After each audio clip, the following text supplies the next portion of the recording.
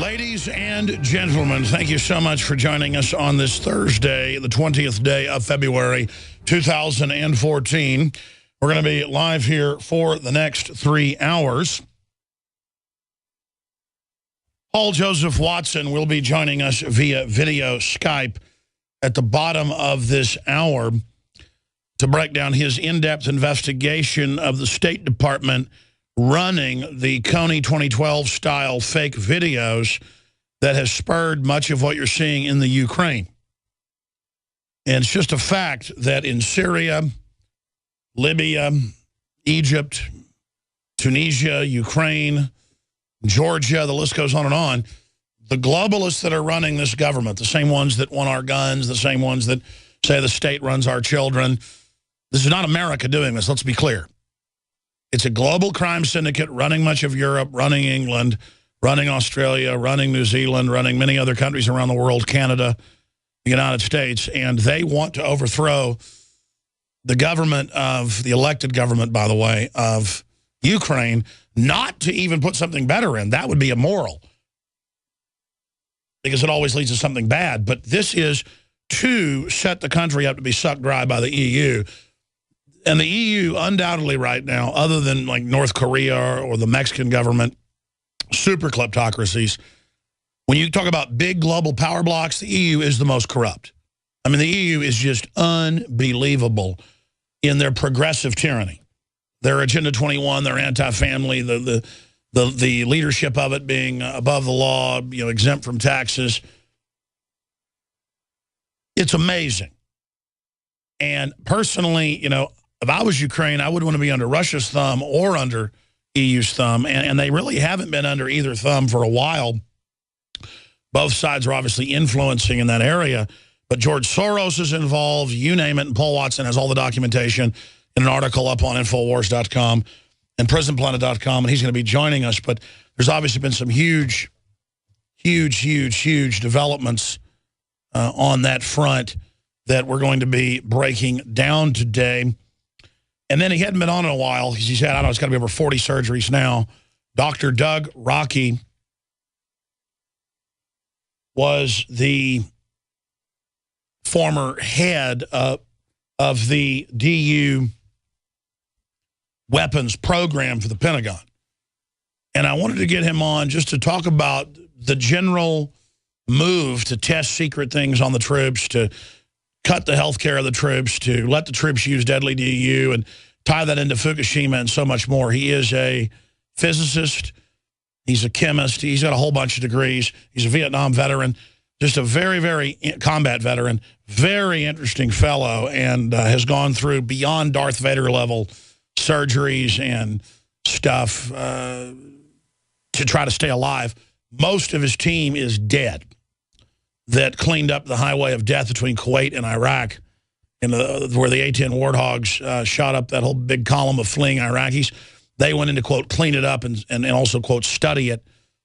And I just really need to warn people about how deadly depleted uranium is. So all of that is coming up today, and your phone calls. Now, outside of that, obviously, there is an insane amount of news to cover, and some really good news to cover as well. Because we reported a while back ago about Homeland Security to activate National License Plate Recognition Database. It's already been activated. After we reported on that, and DrudgeReport.com carried it over the weekend, Washington Post today, Department of Homeland Security cancels National License Plate Tracking Plan after public attention was brought to it. And that dovetails with the FCC wades into the newsroom. They're sending their political police to a newsroom near you. That's coming up. It is simply unbelievable to realize that we are the resistance. We are the info war. Our little ragtag operation here in Austin, Texas, beaming out worldwide, undoubtedly is reaching more than 15 million people a week, is reaching major governments, is spurring serious debates. And then the ripple effect of those 15+ million people a week that watch the show, listen to it, read our news articles, follow our videos online. It's more like 20 million to be conservative, but just to be accurate. The ripple effect that goes out is immeasurable, and it is a great responsibility. And by the grace of God, we are here broadcasting worldwide, trying to do the very best job we can, trying to be as accurate as we can, trying to really bring you the veritas, the truth, in the hope of sparking brush fires in the minds of men and women everywhere to up our game against tyranny and to really build a better world together. Where to begin today, my friends? We saw this last year when Obama first proposed it.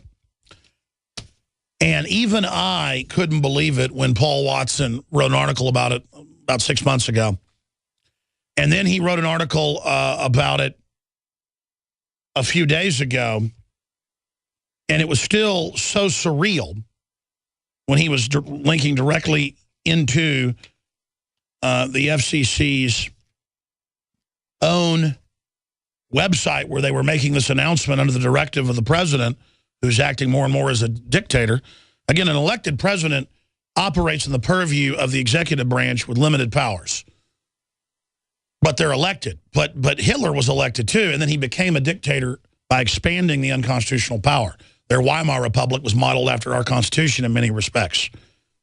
So when I say he's becoming a dictator, it's like he's elected, but then he operates dictatorially outside of our law. Do you understand that? It's a dictator 2.0. I want to be clear for the dinosaur media that gets confused by that and goes, Jones claims he's a dictator. Jones might want to look up the fact that he was elected. How many angels can dance on the head of a pin? He is a bureaucratic corporate front man who carries the water for the offshore corporations that are strip mining and rendering down, extracting, to use the words of Dylan Ratigan, this country. Guys, I want to play it again. We played it probably 5 times since he said it a year ago and then basically didn't have his contract renewed despite the fact he had the highest ratings on the stinking channel, MSNBC. We pull up Dylan Ratigan's rant that they're so upset about where he goes, look, forget all this Republican-Democrat. I'm sick of the fake debate. You can tell it was totally real. I got, kids. There's no future here. If you don't understand, multinationals are not free market anymore. They're running a monopoly, and they're extracting us. They're taking us down. Do you understand? It's not a market. It's a takeover. That's a normal response, folks, to watching the whole country burn financially, to watching prosperity go out the window. You already have it that quick? Yeah. Before I get into this newsroom thing, let's play that again. Here it is.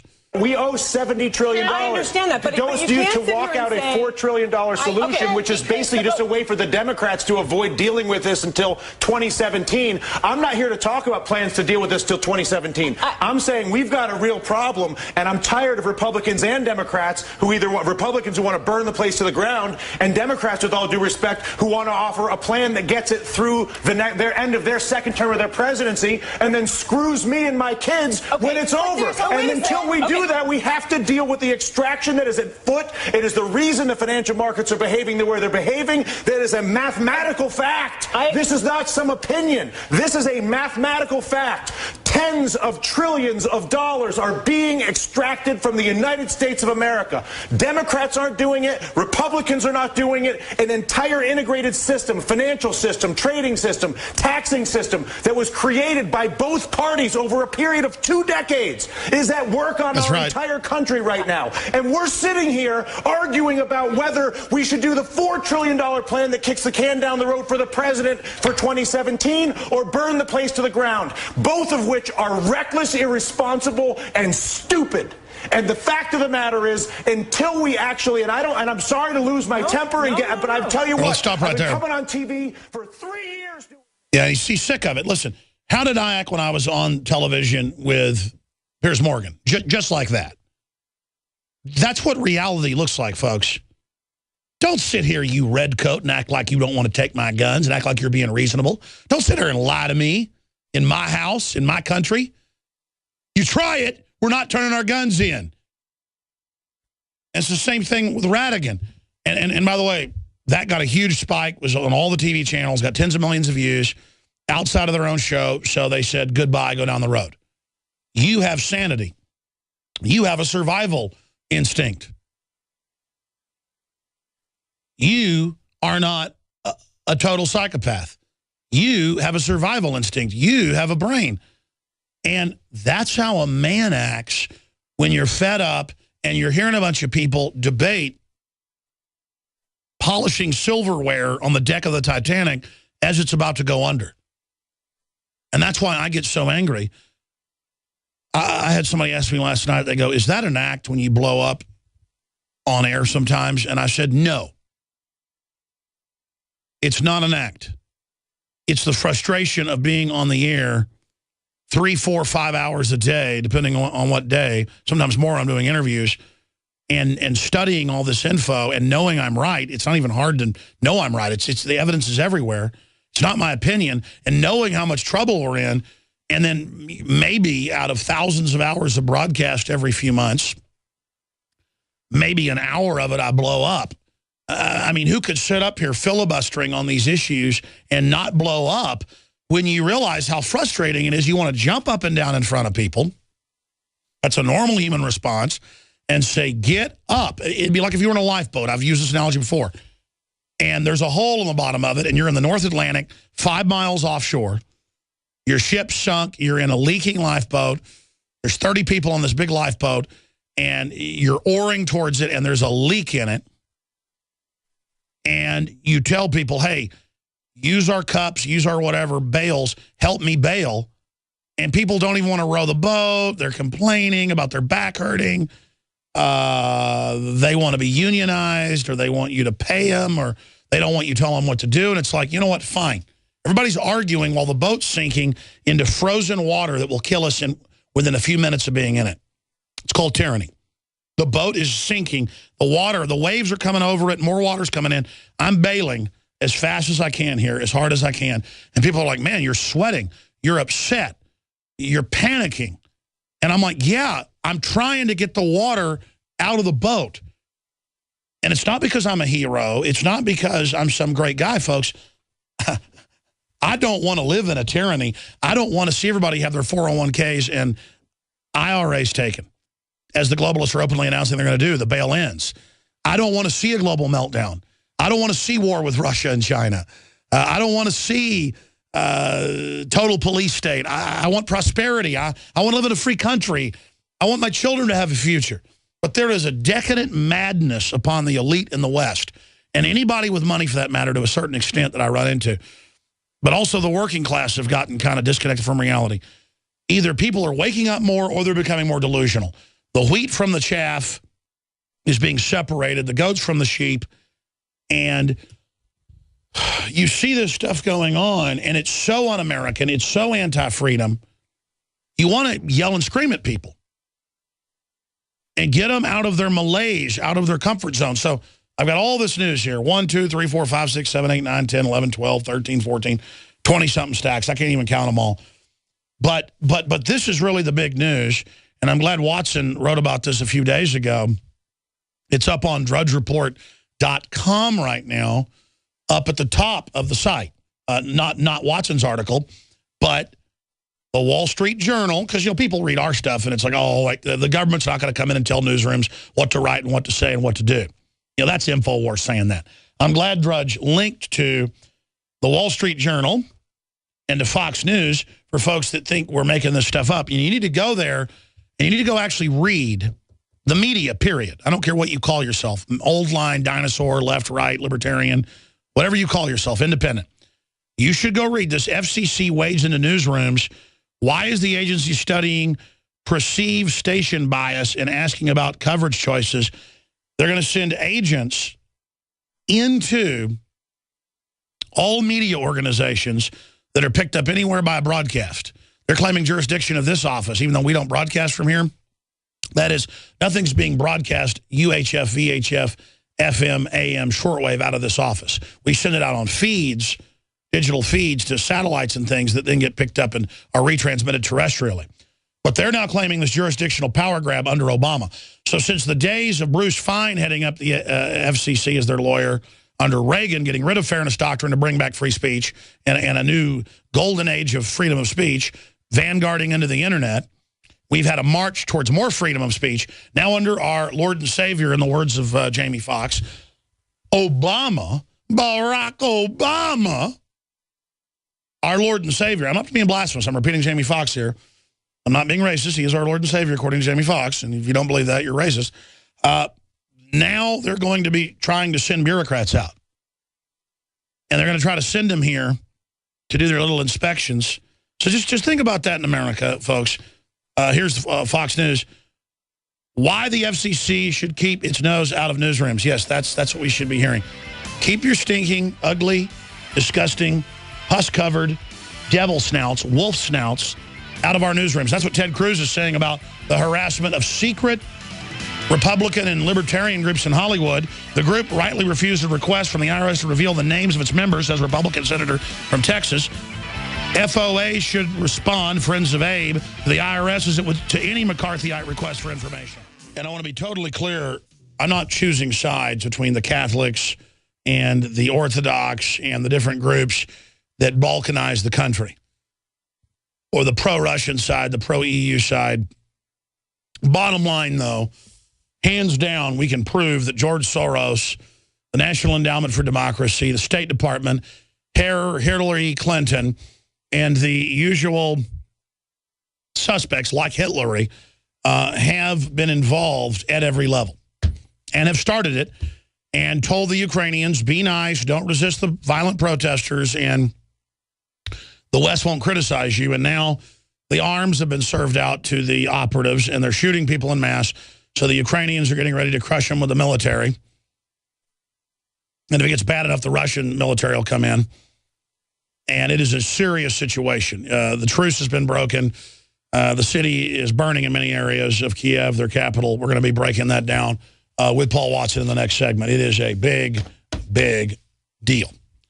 And the reason it looks so much like Syria, as Lou Rockwell writes today, is because it's another proxy war. And it's a very dangerous situation. Here's some of the headlines on that subject. Violence in Ukraine creates deepening clash between East and West. That's in the New York Times. As deaths rise in Kiev, so do fears Ukraine will use troops. And I've got quotes by Obama here about you should not use force on the peaceful demonstrators. They're not peaceful. And again, people are like, Alex, well, don't you like people beating cops and fighting the government? No, I don't ever like police beating innocent, peaceful protesters, and I call them thugs, scum, cowards, wherever they do it, whether it's in China or the U.S., Ukraine or Moscow. But I don't like the police order to stand down while they're shot. See, I like justice, folks, and I can look at something and watch a bunch of Western-backed stooges with guns shooting police that don't even shoot back.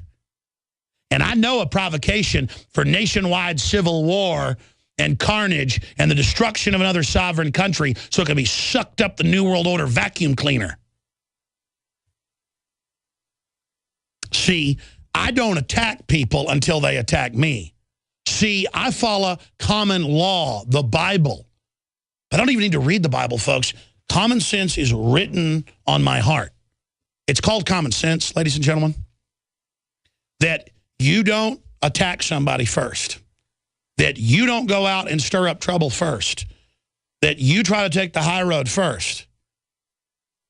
And I'm quite frankly surprised those police haven't mowed down thousands of people. And I'm not saying that's a good thing. Also, if you had like a Chinese regime like in the late 1980s with Tiananmen Square, I'll just get into this now. And they'd been persecuting and killing and shooting people for years and oppressing, and then the public started shooting back to overthrow them, I would back that. But the Ukrainian government, compared to many of the past governments they've had, has been moderate. And they've been trying to work out a deal with the EU and Russia to just have joint support and build up their country. And the globalists don't want that. They want to bring them down. So I've actually studied the situation, and it's just not warranted to go shoot the first cop you see on the street. That's not some cop-worshiping event, as I saw some people criticizing yesterday's show on Infowars.com in the comments, and I saw on YouTube. You know, I just am not for starting big, bloody French Revolution civil wars where you go around murdering and killing when your main general funding you is George Soros. You know, I think that's what it is. George Soros is one of their main ringwraith, Nazgul, leaders funding this on record. Paul Watson's coming up to break it all down. And that's why I'm against it. The very same UN globalists that are financing open borders and taking my guns and government-run health care and every other nightmare, the people that give us bad things, the people that give us bad fruit, the people that lie to us and cheat us and do all and fund Al-Qaeda and blow up churches in Syria and all over the Middle East, the same ones arming Al-Qaeda so they can retake parts of western Iraq right now. The same ones sowing discord and so they can bring in world government on the ashes of national sovereignty.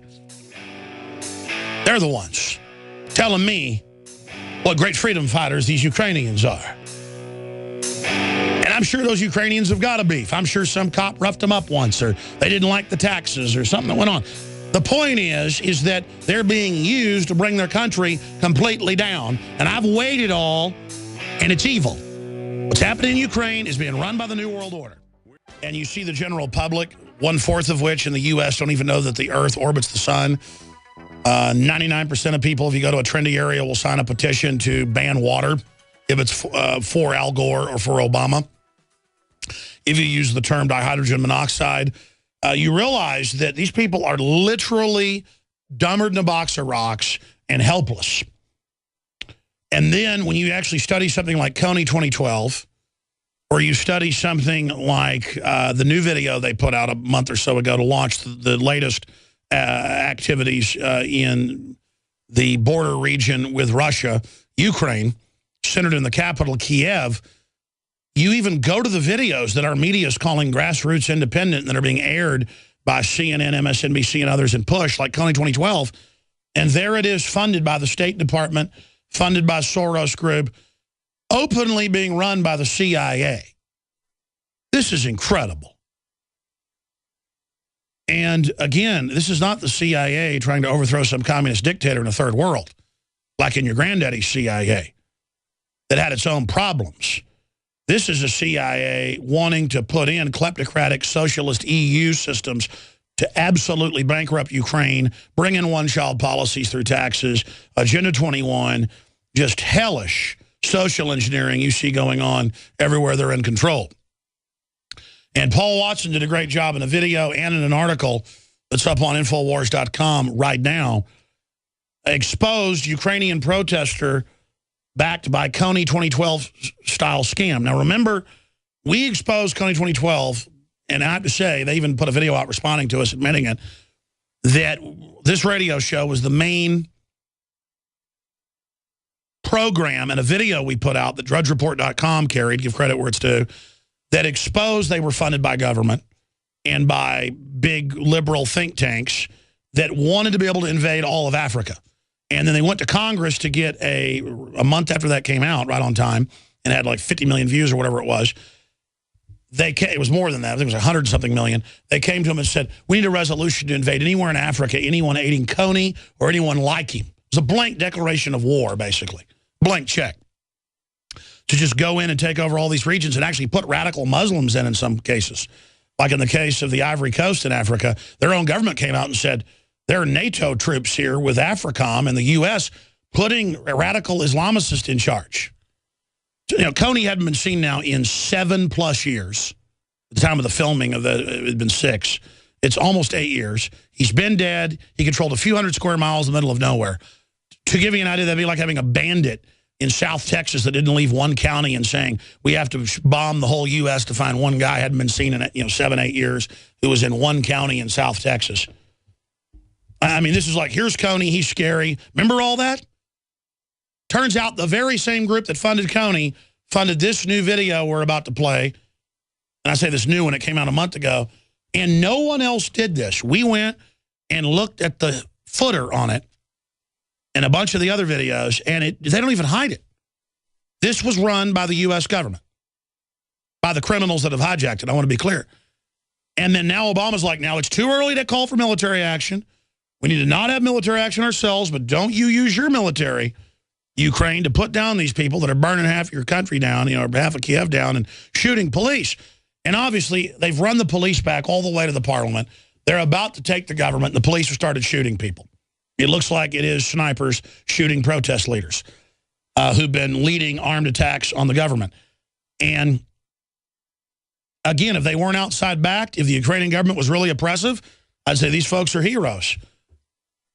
No, they're backed by the same banks that have hijacked our country off of manufactured trendy videos to get their youth out there, useful idiots, and they're trying to implode that country into the EU. And so now Obama warns Kiev it's responsible for avoiding bloodshed and says they need to be responsible. He said that yesterday. But let's go to this short video of the young, attractive woman. You can tell it's shot in super high def, perfectly tuned camera, but it's meant to look like it's fake, or it is fake, Freudian slip. It's meant to look like it's real and grassroots, but it's fake. It's admittedly fake. Just like they would have on CNN live feeds on accident they put out going, "You prepared for now the fake shooting? All right, bring in dead bodies. Shoot in 10 seconds. I am here, CNN. There are dead bodies. There is shooting. Boom, boom, boom, boom." I mean, it is, remember all that stuff? And the fake chemical attacks that it turned out were launched by Al-Qaeda out of Saudi Arabia to blame it on Assad? I mean, this is too much, folks, so that the Al-Qaeda forces could blow up hundreds of churches the week of Christmas, Catholic and Orthodox. This is just the globalists chewing up sovereign countries, destroying them through proxy wars. I'm going to go to Paul Watson with his detailed breakdown of this. This is a big deal, folks. And right after we exposed Coney, they blew up. They don't care, though. Exclusive, Ben Affleck to testify before Congress as an Africa expert. That's in Foreign Policy put out by the Washington Post. Ben Affleck, the guy that flies private jets exclusively, I happen to know for a fact, who said, hey, let the TSA do whatever you want. Shut up and go along with it. An arrogant establishment pud. Worse than Angelina Jolie. Just total, absolute pieces of garbage fakes with his little CIA-produced films about Iran and all this. What a disgusting joke. So he's now pushing the next wave of Coney invasion of Africa for resources, not even for the U.S., for the globalist. This is conquest and colonialism under the name of Peace Prize trendiness. So let's go to the latest Coney 12 hoax video produced by the Endowment for Democracy, the State Department, George Soros, and the usual suspects. And then you go follow the footer on it, and Paul Watson has this in his video and on the article. The guys actually go to that video on YouTube and show TV viewers now. Click on the footer of it, and it's Endowment for Democracy. And they're acting like it was made grassroots. Now, again, if the Ukrainians really want to overthrow their government, that's their issue. And I'd be supportive of it. But this is the globalists that want to overthrow it to bring in their whole agenda of, you see it here in America, to absolutely wreck that country. And they show images of police brutality in there, which I'm sure go on in every country and is wrong, to then get everybody mad to go out and attack the police and overthrow the government. And then Obama calls them peaceful protesters when they shoot police. That's peaceful. I've got quotes here of Obama yesterday. These are peaceful protesters. And here it is. Obama warns Ukraine against military action on protesters. I'm looking for the exact quote here. I was reading it in my stack this morning. Obama says, do not use force on peaceful protesters. Well, the problem is they're not peaceful protesters.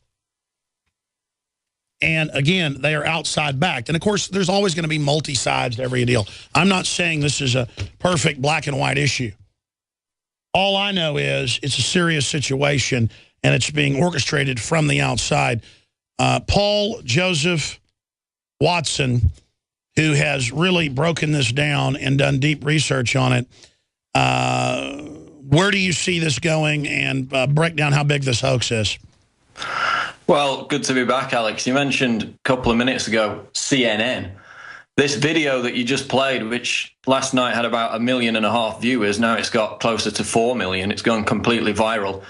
The young lady in that video will appear tonight on CNN's Anderson Cooper, who, of course, was instrumental in pushing the Coney 2012 scam and the fake Syria Danny scam, which used fake staged footage from YouTube videos to push for US military intervention in Syria. So Cooper's done the same thing with Coney, he did the same thing with Syria Danny. In both cases, we completely eviscerated him. Syria Danny disappeared off into the wilderness, never to be seen again. Kony, the director of Kony 2012, had a breakdown that collapsed. But they're still coming back with the same tactic. And all I did with this video, Alex, was, as you said, click on the homepage for the YouTube channel. And in that description, the makers of this video brag about how their inspiration was a guy called Larry Diamond. This is the guy they worked with to produce another documentary as well as this video. Diamond works closely with the National Endowment for Democracy, the NED, and the U.S. Agency for International Development, USAID. Now, the NED is widely acknowledged to basically be a CIA front. It's been embroiled in numerous color revolutions, fake faux uprisings since its inception in 1983. And in fact, it was involved in Ukraine in 2004 in that staged, provocateur, instigated uprising, which saw the US puppet Yushchenko come to power, who actually the current Ukrainian president replaced. So it's the same faces involved again. Diamond was also involved in the Arab Spring. He was actually the guy who trained the Arab Spring State Department activists back in 2008 how to use Twitter and Facebook in instigating these faux staged revolutions. So he's been the key point man, not only in places like South Africa, back 20 years ago, where he worked with George Soros's Open Society Institute to get in the kind of government that would acquiesce to Western IMF, NATO interests back then after apartheid.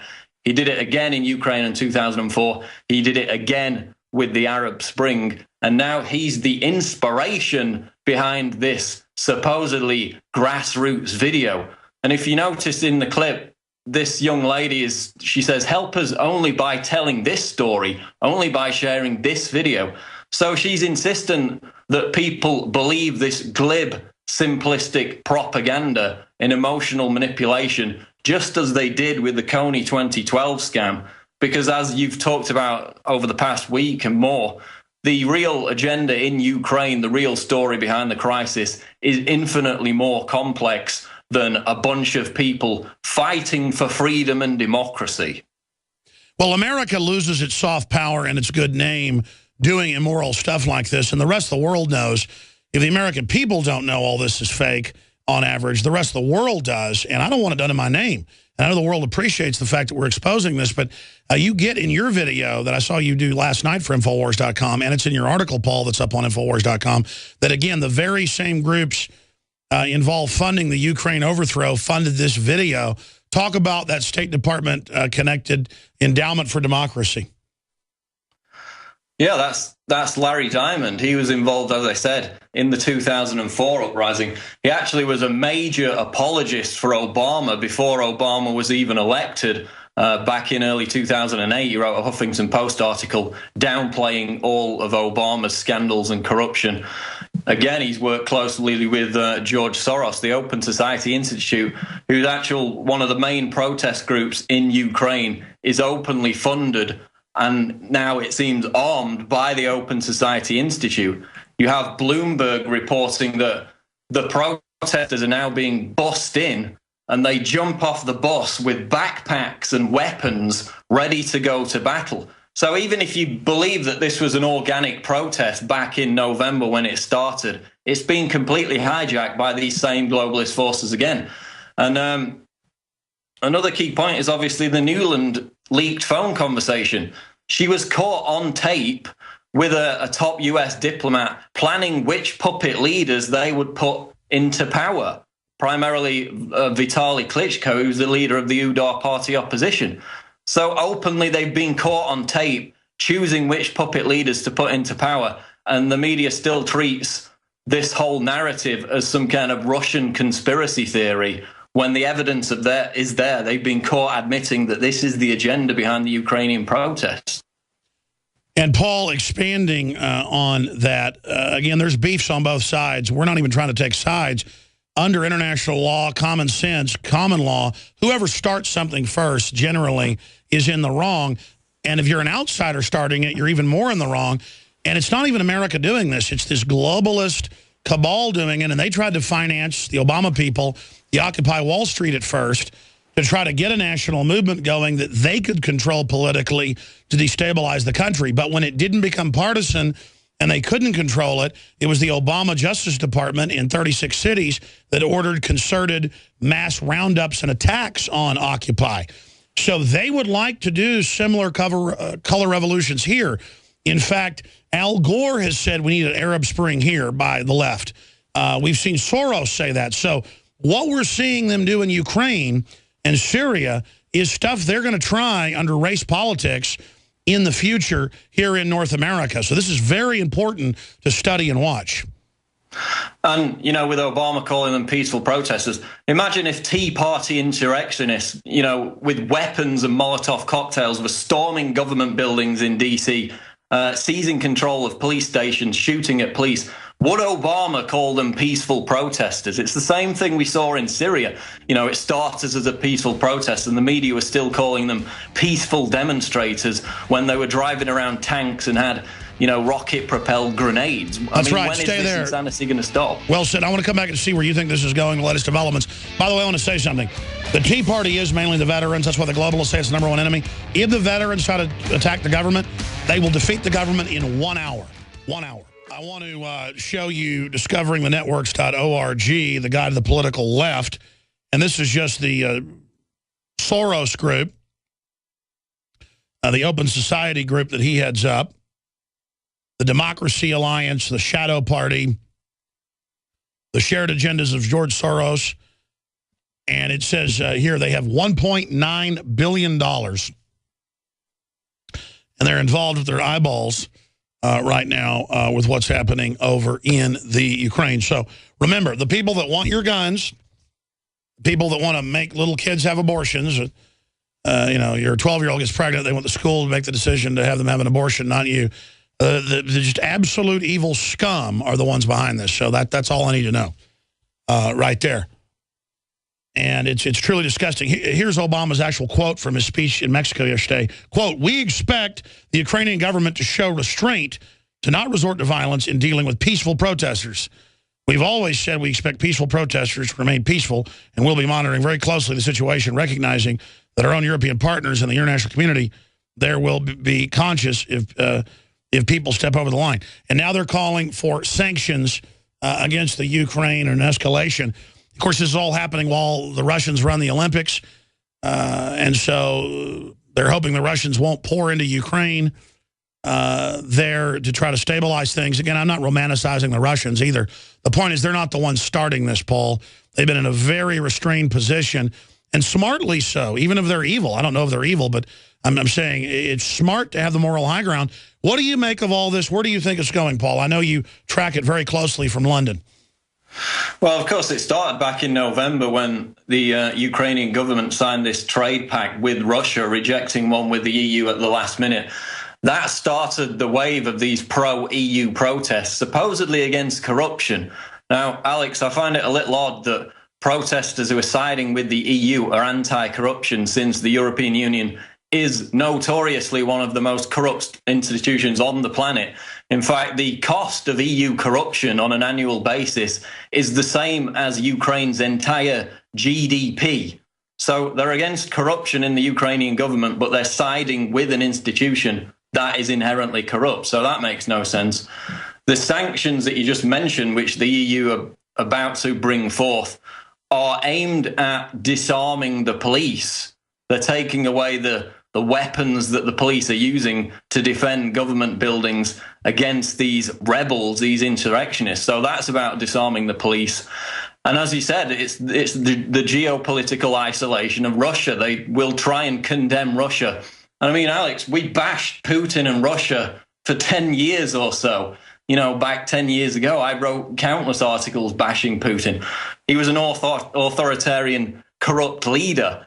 But he's not going to risk a new Cold War, a new global war for a turf battle, which is what this is about. It's a tug of war. It's about getting on the Russian frontier, encircling Moscow with NATO bases. That's part of the agenda they've been pursuing for years and years. Also, with this video, the guy behind it, the inspiration behind it, Larry Diamond, is also a CFR member. Of course, the CFR is basically a front for the State Department. Hillary Clinton joked that she would only have to walk down the road to get her instructions because the CFR and the State Department are basically right next to each other. The creator of the video gave an interview to the Huffington Post where he said he was in Ukraine before any of the protests even started to, quote, prepare a film on democracy. So he was already in there waiting for it to happen. And then magically, this video comes out with the aid of CFR member Larry Diamond with the State Department and the National Endowment on Democracy. So of course, they don't even try to hide it. They don't even try to hide it, Paul. Stay there. Only 5 more minutes with you. I'm going to come back, folks, give the number out, and get into all the other news we haven't covered. But this is a big deal. We're going to talk about how this could lead to a larger regional war straight ahead. And Obama hinting at military action by saying we don't want military action. Well, the so-called ceasefire has broken down. Ukraine a month ago voted not to join the EU. I predicted they'd go down in flame. You will assimilate or you will be destroyed, according to the EU. And, of course, the EU is run by the same globalists that run us, so it's all one big, disgusting, happy family. Paul Watson, who's in London covering this in detail, up on Infowars.com with videos and other reports. Bottom line, Paul, how could this turn into a larger war, as many analysts are saying, and how do you think it's going to end?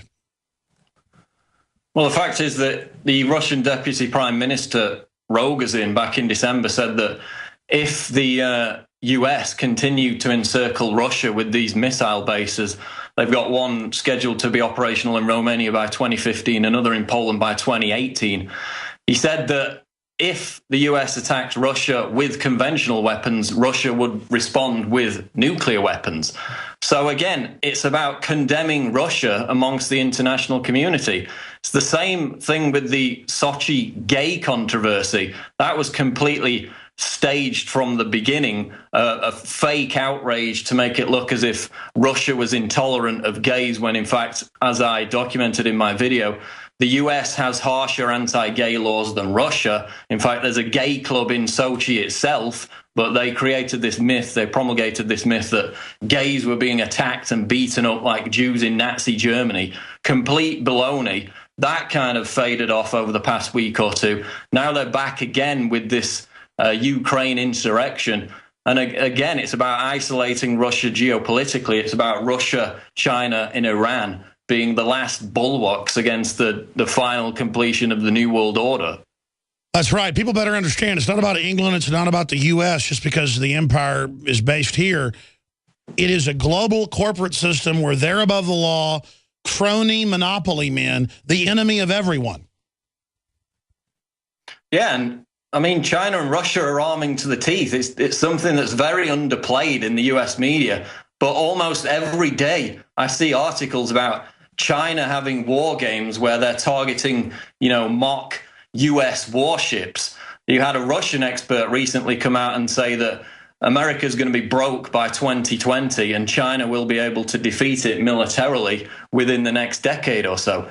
So China and Russia are arming like nothing you've ever seen since the Cold War. Obama seems to be scaling back with the U.S. military. So they've chosen this faux revolution angle, and they're trying to achieve their geopolitical objectives that way. And it just remains to be seen how much Russia is going to put up with, before something dastardly happens, because that's where it's heading. Well, it's really getting insane, and the fires that are raging right now are just unbelievable. And now it looks like the Ukrainian police are starting to shoot people who've been shooting at them. And so the EU is freaking out. The State Department is freaking out. And they're certainly getting the civil war going they wanted, Paul. How bad do you think it's going to get in Ukraine? Hopefully there's some kind of truce, but there was a truce last night. It lasted all of, 2 or 3 hours before the fighting began again. So that, again, it shows you a lot of these protesters, although many of them have genuine grievances, again, it's been hijacked. They're being bussed in with backpacks and weapons. There are pictures of so-called protesters with sniper rifles with scopes on them, aiming them at police. And again, remember, McCain met with one of the opposition leaders from this fascist right party, Svoboda party, back in December. Then Newland comes along and says we're going to invest $5 billion in the democratic institution of Ukraine to change the government. Now, that guy is going to be in power probably because in that leaked phone conversation with Newland and a top diplomat, he's one of the, quote, big three that they name who they're going to put into power. So it's all admitted that it's a staged revolt for regime change. Yet incredible. It's all admitted. As a conspiracy. So would you say Ukraine staged by Obama? Staged by Soros? I mean, what's the headline on this video? Oh, it's definitely a similar situation to 2004. It's regime change via the back door. All right, Paul Watson, thank you, folks. Big breaking news straight ahead. Well, if you just joined us, the FCC plans to police newsrooms. That's the Wall Street Journal reporting that. They're going to be coming into newsrooms, making sure you are politically correct. No more free speech if they have their way. Obviously, truce crumbles in Ukraine and Russia. No early elections. East wing clashes. Don't worry, though. Ben Affleck's going to help promote an invasion of Africa via the Coney 2012 fraud. And the TSA is now confiscating aluminum foil of any type, saying that that might be a bomb or something. And it's being reported the Lego movie is liberal anti-corporate propaganda. You know, I don't agree with that statement out of the Weekly Standard. You've got kind of a Republican idea out there that any corporation is good. And anything a corporation does is good when they go in and basically act like a government and take over and consolidate power. I thought the movie was very libertarian about not having a surveillance state, not having everything be under Agenda 21. But I guess it all depends on how you look at it. I can see kind of a leftist angle as well. Hey, I went and saw RoboCop last night. I need to do a review of the Lego movie.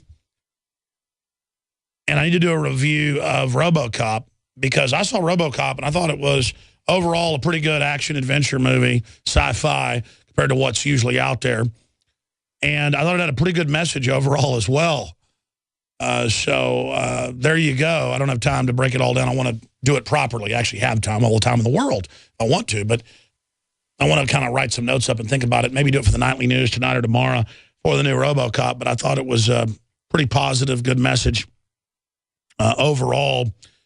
And I'm seeing that out of so many Hollywood movies right now. And the word is, again, that's what's resonating with the public. You're voting with your dollars.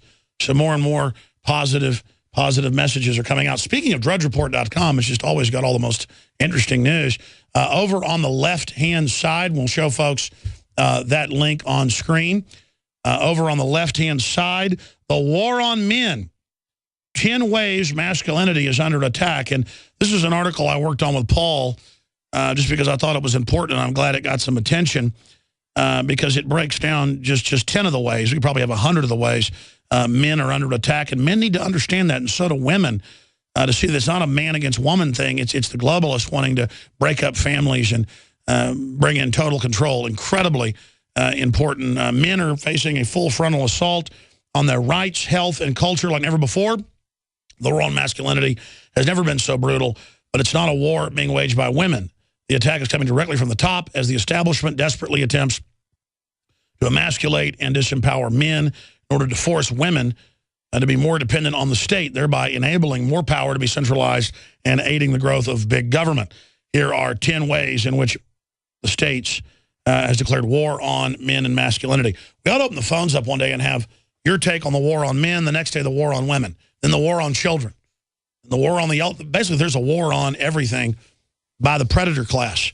But that does not mean the entire system is evil.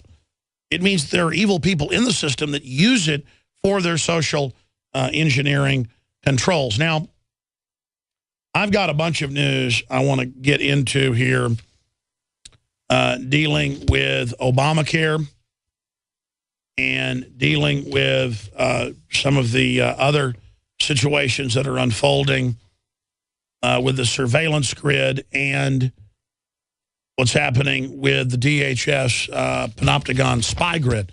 There's a bunch of it. We're going to get to all of it here in just a moment. But first, I wanted to get to this report. Mother opens fire on home invaders to protect her family. And we have this out of ABC News in Detroit, Michigan.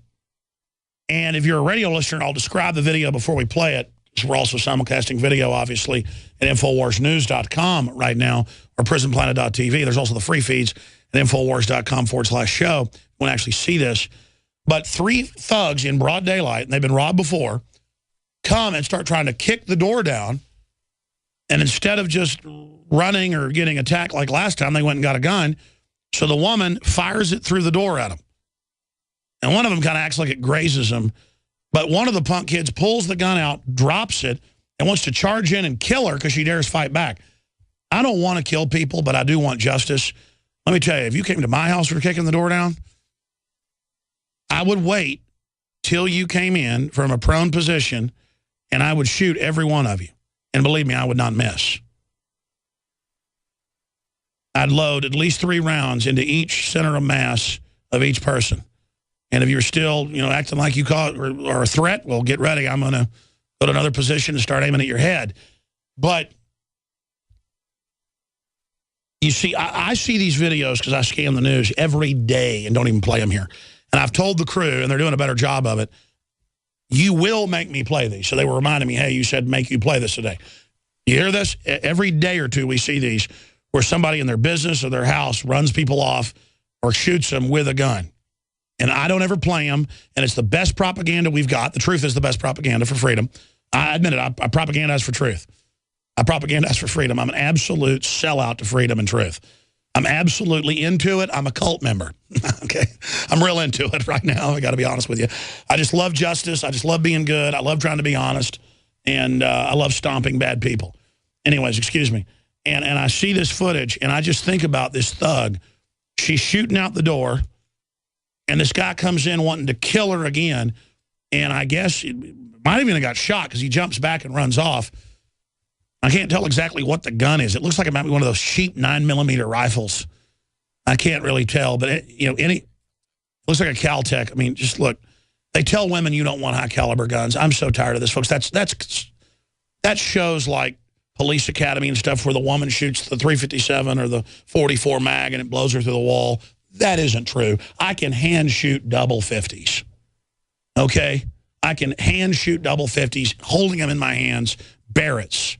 The only problem is picking them up. And then just going, and then getting my arms stiff, going boom, boom. And folks have seen the footage of those type activities. And obviously, I'm somebody that's a little more into guns than most people. But if a woman goes out with a 12 gauge and doesn't hold it up against her shoulder, it's going to kick her, like you see in the YouTube videos. But if you simply learn how to fire a firearm, doesn't even matter, though. The gun for a woman who's scared of guns, women are just as good at shots as men, or better statistically, is an M4 because there's no kick to speak of. We're talking about the kick of maybe a 3-mile-an-hour wind on your hand outside. You barely just, I mean, it goes back like a millimeter. And the only problem with an M4 is that bullet's going to go 3,000 feet a second. It could go through your neighbor's walls. The answer for women is a semi-automatic 410 shotgun with buckshot. I think that is the best gun out there. And then all you got to do, women, is just hold the gun firmly. You don't even need to put it to your shoulder. Just don't be afraid of it. Grab it and start pulling the trigger. If you just hold it with a little bit of force, it's not going to do anything. And it's time to arm women. Arm our daughters, train them, get into guns so they're not just defenseless. Arm our sons. That's real humanity, not feminism. It's time to get back to being strong. And I see these videos constantly, and we need to make a bigger deal out of them. On the nightly news, you name it. I want to cover people defending themselves against criminals. I want to make a bigger deal out of the statistics and all of it. I'm in it to win it. We're at the tipping point to win the Second Amendment fight. Here's the video. This mom was prepared to do anything to defend her young, and remarkably, it was all caught on video. Take a good look at the 3 teenage punks caught here on surveillance video. They don't know it yet, but they've picked the wrong home to rob. They break down the door and race in, only to find the mom inside, locked, loaded, and about to pull the trigger of this rifle. One of these young thugs also has a handgun he drops right here as they make a run for it. Look at that idiot. Then he boldly picks it up and goes in one more time, only to get another dose. The brave mother in the home was defending her 2 young children here on Woodrow Wilson. She and her husband recently had security cameras installed after a different break-in attempt just 2 weeks ago. This time, she didn't have time to feel fear, only to react. I let them know I had a gun once they was in the house, and they challenged me and said I don't have a gun. So that's when I shot off the first round. I wasn't feeling anything at the moment. I got scared afterwards. Once she called 911, Detroit police were quick to respond and go after these 3 thugs. It didn't take long for them to get locked up. The cops got all 3 of them and the gun they had. I give them a lot of credit because they handled it the same night. As Chief Craig has said in the past, I mean, there's no more, your time is up. We don't have any more patience for criminals in this city. We will get you, we will find you, and you will go to jail. We don't know exactly what these lowlifes came to steal, but one of the children inside knew Mom would protect her and her valuables at all costs. She said, "Oh no, Mommy, I don't want them to take my piggy bank or my toys." All right. That's ABC News 7 in Detroit. Good job on that report, not being anti-gun to ABC there locally. By the way, they had the police chief a few months ago say, arm yourselves. That's exactly. You can't protect the people. The city's collapsing. Arm yourselves. And I'm not knocking the woman for having a $150 Caltech 9mm. I mean, I've got a Caltech. I bought a lot of guns. I mean, it's a fun little plinking gun. It just doesn't have the power that I think you need to really knock somebody down. And just in my experience, you know, a woman who's not really good with a firearm and it doesn't like a big kick, 410 shotguns all the way. Semi-auto, load, 6 rounds in the, depending on the type, and get a circuit judge, you name it, whatever you need, and that's the way to take out these people. I just hope nobody ever comes to my house and thinks they're going to kick the door down and do that, because everybody's going to die that comes in my door. I mean, I'm not going to be missing. Every time I watch these videos, I wish I was there. It's not that I want to kill somebody. It's just that I just want to see those guys, learn, and I want to see the video in with them on the ground. And I'm sorry, you come to my house with a gun to attack me, I'm not going to aim for your legs. I'm aiming for right dead center. We'll be right back with a bunch of key news on a host of issues straight ahead. 800-259-9231, 800-259-9231. You disagree with me about Ukraine, this is your chance. About Obamacare, this is your chance. About the non-existent NSA spying, oh, I was right about that. I mean, you disagree and think it's great. 800-259-9231. Let's run through a bunch of news here. New highly radioactive leak at Japan's Fukushima plant, Reuters reports. It's just continuing on. The operator of Japan's Fukushima nuclear plant said today that 100 metric tons of highly contaminated water has leaked out of the tank, the most in any incident since last August, when a series of radioactive water leaks sparked international alarm. And it's still ongoing. Uranium, plutonium, you name it, it is the gift that just keeps on giving. But they told the Navy sailors that were there helping with it when it happened, you don't need to take iodine or potassium iodate, even though the government people were taking it. Everything's fine. Continuing, and of course you can keep your doctor too, and Obama's not coming for your guns, and it's going to lower your premium, even though it increases, because it's all right. CBS News, Biden acknowledges Obamacare enrollments might fall significantly short of target. Let me see. They wanted to get first 20 million, then 10 million, then 6 million, then 5 million, then 3 million, and then 1 million. I mean, it's not even 1 million people that have logged in and been able to get on this thing, folks. Absolutely incredible. Continuing here, fourth Georgia hospital closes due to Obamacare payment cuts. They can't stay open. That's being reported on by the Daily Caller. Health law impact has only begun, reports the Wall Street Journal. Insurers seek healthy enrollees. They're increasing them on the young and people, kicking others off. Doctors educate new patients. Employers wrestle with added costs by letting people go and cutting folks' time. Wasn't that just a nice thing? A new Obama promise, if you like your life, you can keep it. I love this Ann Coulter article that just came out. Continuing, Senate Democrats, why didn't someone tell us Obamacare would cut Medicare? Yeah, the National Review has the Democrat from North Carolina, Senator Kay Hagan, and others complaining that her constituents are going absolutely ape over massive Medicare cuts. Oh, you didn't know it was a Medicare cut? It was in the bill. It was just too much fun, though. The bandwagon was going then, and You could laugh at everyone that talked about death panels and everything. And why don't you just laugh now? And tell your constituents, go die. I mean, you got to make room for all, the case for killing Granny, cover of Newsweek. And so it just continues on. Let's get into some good news here. This is in the Washington Post today. Department of Homeland Security cancels national license plate tracking program after attention was brought onto it. He ordered the cancellation of it. Isn't it funny he ordered the cancellation of it, ladies and gentlemen, just 6 days after this article. 6 days after this article was on drudgereport.com. It's from Infowars.com, from PJW, Paul Joseph Waddlewatt. Homeland Security to activate National License Plate Recognition Database.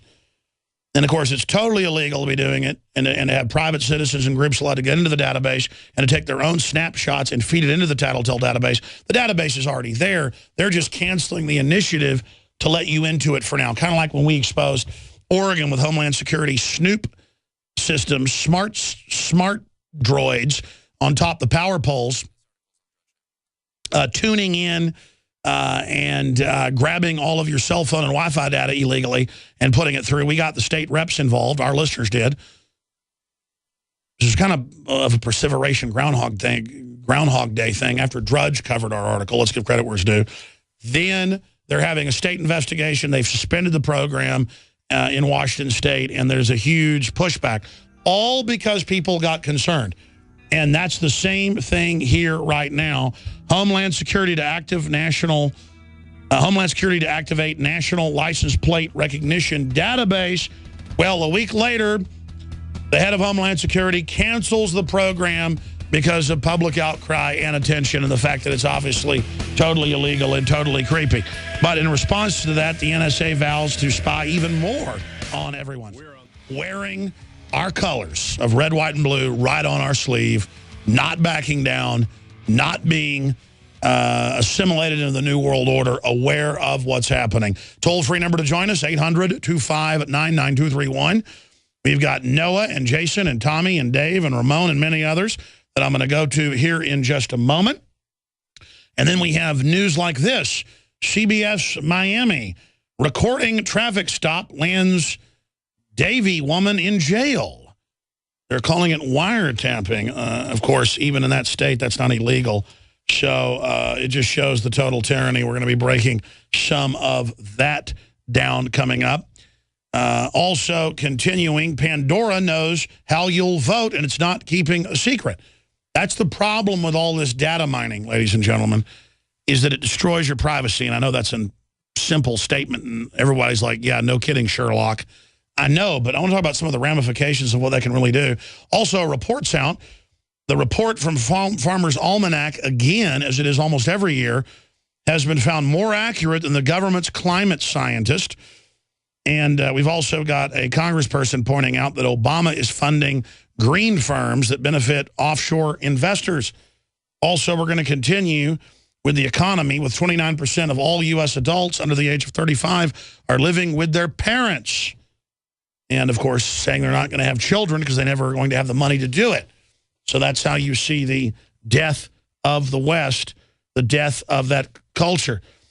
Now, let's go up to Infowars.com briefly, throwing a curveball at the boys out there. It's still on the main page, and if not, I'll have it moved back to the top of the page. Yeah, there it is, on Infowars.com in the featured news area.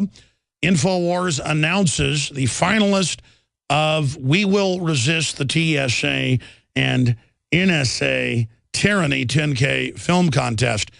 And I will announce the winner tomorrow. I have the top 3 up there on the site, and I think I know who the winner is going to be. But I still can't completely decide. So please go up to Infowars.com in the comments. Give me your take. I'll be reading them this afternoon and tonight, and I'll decide in the morning. But Dick Johnson, TSA Wonder Kid, is one of the videos that's very professional, a little bit racy.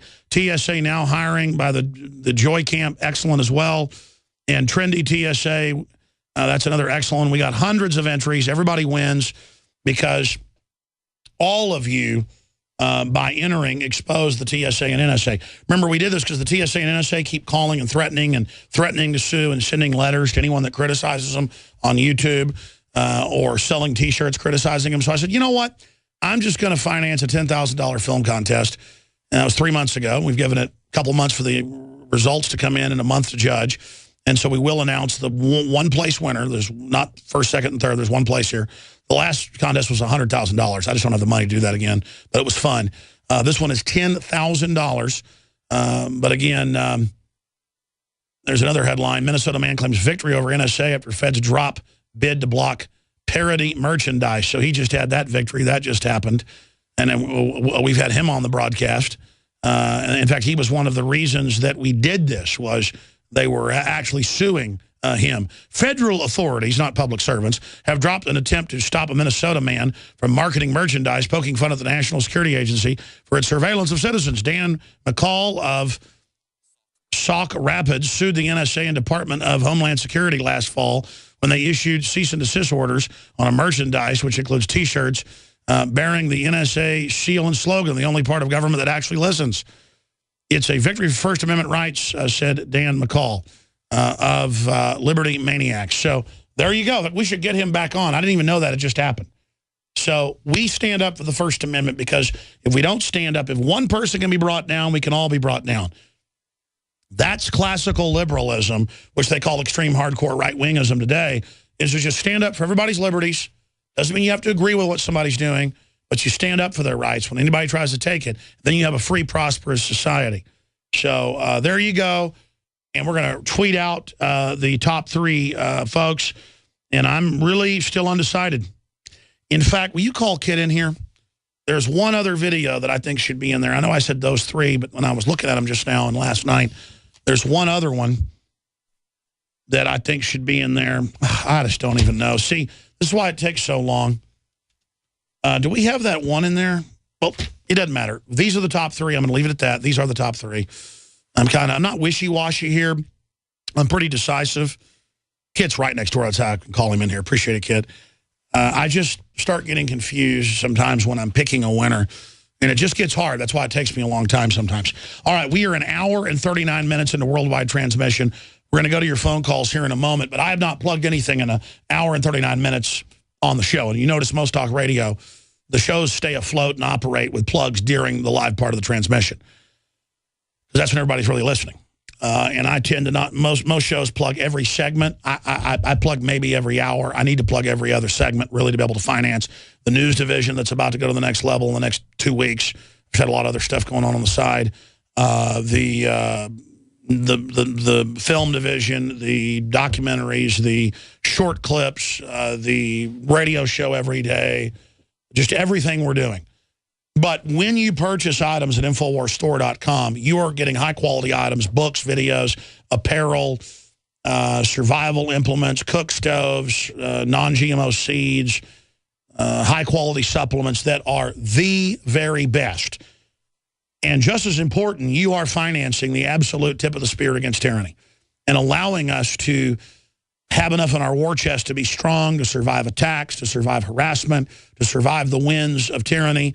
It's just really by buying the Pro One, high quality stainless steel, gravity fed filters, best out there with 10% off promo code, you're financing the operation. When you buy a Life Straw, you're financing the operation. When you buy the new Molon Labe Made in America Pro Second Amendment best Molon Labe shirt out there, best selling shirt we've ever put out, you're financing the operation. When you do these type of things, you make everything we do possible. So go to madein1776.com. That'll just link you right through to the sub area with the Made in America apparel, belt buckles, Navy SEAL manufactured 50 caliber bottle opening, bottle breachers. I mean, 1776 ball caps, 1776 worldwide ball caps. It's all there at InfoWarsStore.com. And again, if you go to places like InfoWarsLife.com, or made1776.com. Those are just URLs that take you right to the sub pages on InfoWarsStore.com, where you can find the Made in America apparel, or the Nation Iodine, or the Fluoride Shield, or the Super Male Vitality. And you've heard all the rave reviews because, folks, most people in supplements could put out pretty dynamic, incredible stuff. They just choose to go the route of, putting something in a bottle that costs $1 instead of $15, and, selling it to you for 10 times what it's, 20 times, 50 times what it's worth. We sell you super high quality at very reasonable prices, and that's why you've heard about the dynamite results. So please try out the Super Male Vitality. 15% off, still running that special. We did sell out of it, but more comes in next week, so it's not really back ordered. Technically it is, but you'll get shipped out next week if you order today. The Fluoride Shield, the Nation Iodine. With all the radiation increasing in the background, people are insane to not take iodine every day. And a lot of it is rough and hard on the stomach, and I don't like it. Well, that's why I sought something my children could use. It's true Nation Iodine and a non-GMO from Germany, glycerin base. You can only get non-GMO corn from Germany, unfortunately. I try to get everything made in America. But the point is, it's very expensive to put out. It's double the strength, half the cost of the leading competitor. It is Survival Shield Nation Iodine. The original progenitors of it, I have pretty much the exclusive to put it out, but they had a grandfather clause to put it out themselves, and it's half the size, double the price. I mean, seriously, that's what they sell it for. Half the size, double the cost. There's only one place to get the same thing. I'm not going to say the name of it, and it's double the cost, half the size. So ours is double the size, half the cost. It's how I operate. Double the size, half the cost. InfoWarsStore.com or InfoWarsLife.com. Done plugging. That's how we finance things. Your PrisonPlanet.tv memberships. That's how we fund this. We don't put a gun to your head like the globalists do and say we're going to take all the 401ks in 2008 if you don't agree to total banker bailouts to give, George Soros and Warren Buffett billions of your money, who they then give to media to promote tyranny. We just come to you and say, we try to sell you high-quality products. We will continue to operate and be able to fight the tyranny if you continue to put wind in our sails, and you've done it. So I salute all of you out there that have supported us, all of you, whether it's spreading the word about the broadcast, whether it's putting up with me, the great obnoxious one, whatever it is, God bless you. Thank you so much. Without further ado now, let's go to your phone calls, and I'm going to try to give each caller a minute and move to the next person. Noah, you are on the air. Go ahead. Thank you. I just was listening to Michael Savage the other day, and he's got a new time slot now, and he seems to be doing really well. It seems that people are craving this type of information. I didn't know if you were aware, he constantly references Prison Planet. And he also, even yesterday, I heard him say that the offshore bankers are who are really in control. So I think he's really woke up. I just wanted to know maybe if you would have him as a guest on your show, maybe, or maybe you could reach out to him or something. Sir, I had Michael Savage on, and the one day I had him on, we had technical difficulties. We have technical difficulties maybe twice a year. And then the one day he was on, the board screwed up twice. He was laughing. He said it was like growing up in New York City and watching Mexican TV on, broadcast there with the puppets beating each other up, and, a light would fall over, and it was better than regular stuff. But Michael Savage is probably the smartest person on talk radio out there. And he also wants to have a future and live in a free country. And so he does tell it like it is. And I think outside of my show, it is the most hardcore, accurate broadcast out there. And we'll put it up on site. It's michaelsavage.com. What a good-looking website. By the way, the new InfoWars is launching, and it pretty much looks like the Savage Nation. We're not copying the Savage Nation. When you go to the top website developers, that's what they look like, kind of something like that. But michaelsavage.com. And, yeah, no, I listen when I can. I have asked Michael to come on. I've got his personal cell phone and number. I've never called it. I've talked to him a few times privately before he came on, and then he's just so busy. He writes books. He's got a family. He's got successful supplement companies. He wrote like 20 best-selling books. He is a doctor he's a botanist. He doesn't just have one of those health degrees. He has like the real mainline university health degrees. I'm not kissing his butt. It's just I just love people that actually want to live in a free country and who aren't egomaniacs to the point of if they hear another talk show host that is telling the truth, that he won't attack them. Because other talk show hosts will attack you, period. They don't care, even if you're doing a good job. because they're egomaniacs. And listen, I'm not going to attack anybody who is not a tyrant because I want to have a future. Anything else? Well, I'm just going to say it's just good to hear that he's actually beating Sean Hannity, which that guy is such a sellout. I mean, he's having dinner with Newt Gingrich, and it's just nice to see Michael Savage beating him out in the time slot that he's in. But appreciate your show, Alex. No, I appreciate you. Yeah, I find Sean Hannity to be unlistenable. So there you go. I mean, I can listen to Rush Limbaugh. He says a lot of good stuff. He used to be really good like 20 years ago. Man, he just kind of, I don't know. I don't like to talk bad about people. Beck's good sometimes when he's not joking constantly. I mean, sometimes I tune into a show and it's just they're giggling and laughing for like 5 minutes. I don't know what they're talking about.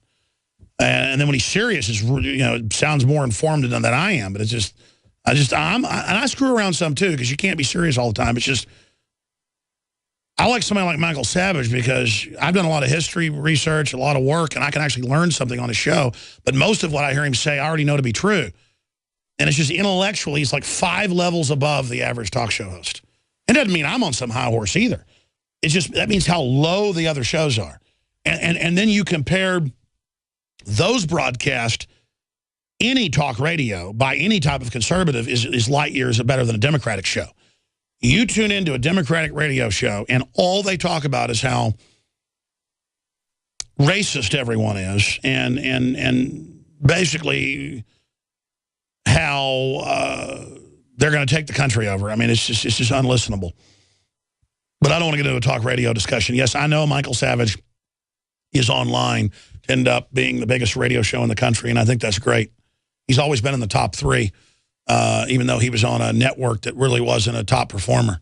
Let's leave it at that. Jason in California, you're on the air. Thanks for holding. Hey there, Alex. How you doing? I'm doing pretty good, brother. Hey, man, I just wanted to make a quick comment about the geoengineering that's going on out here in California.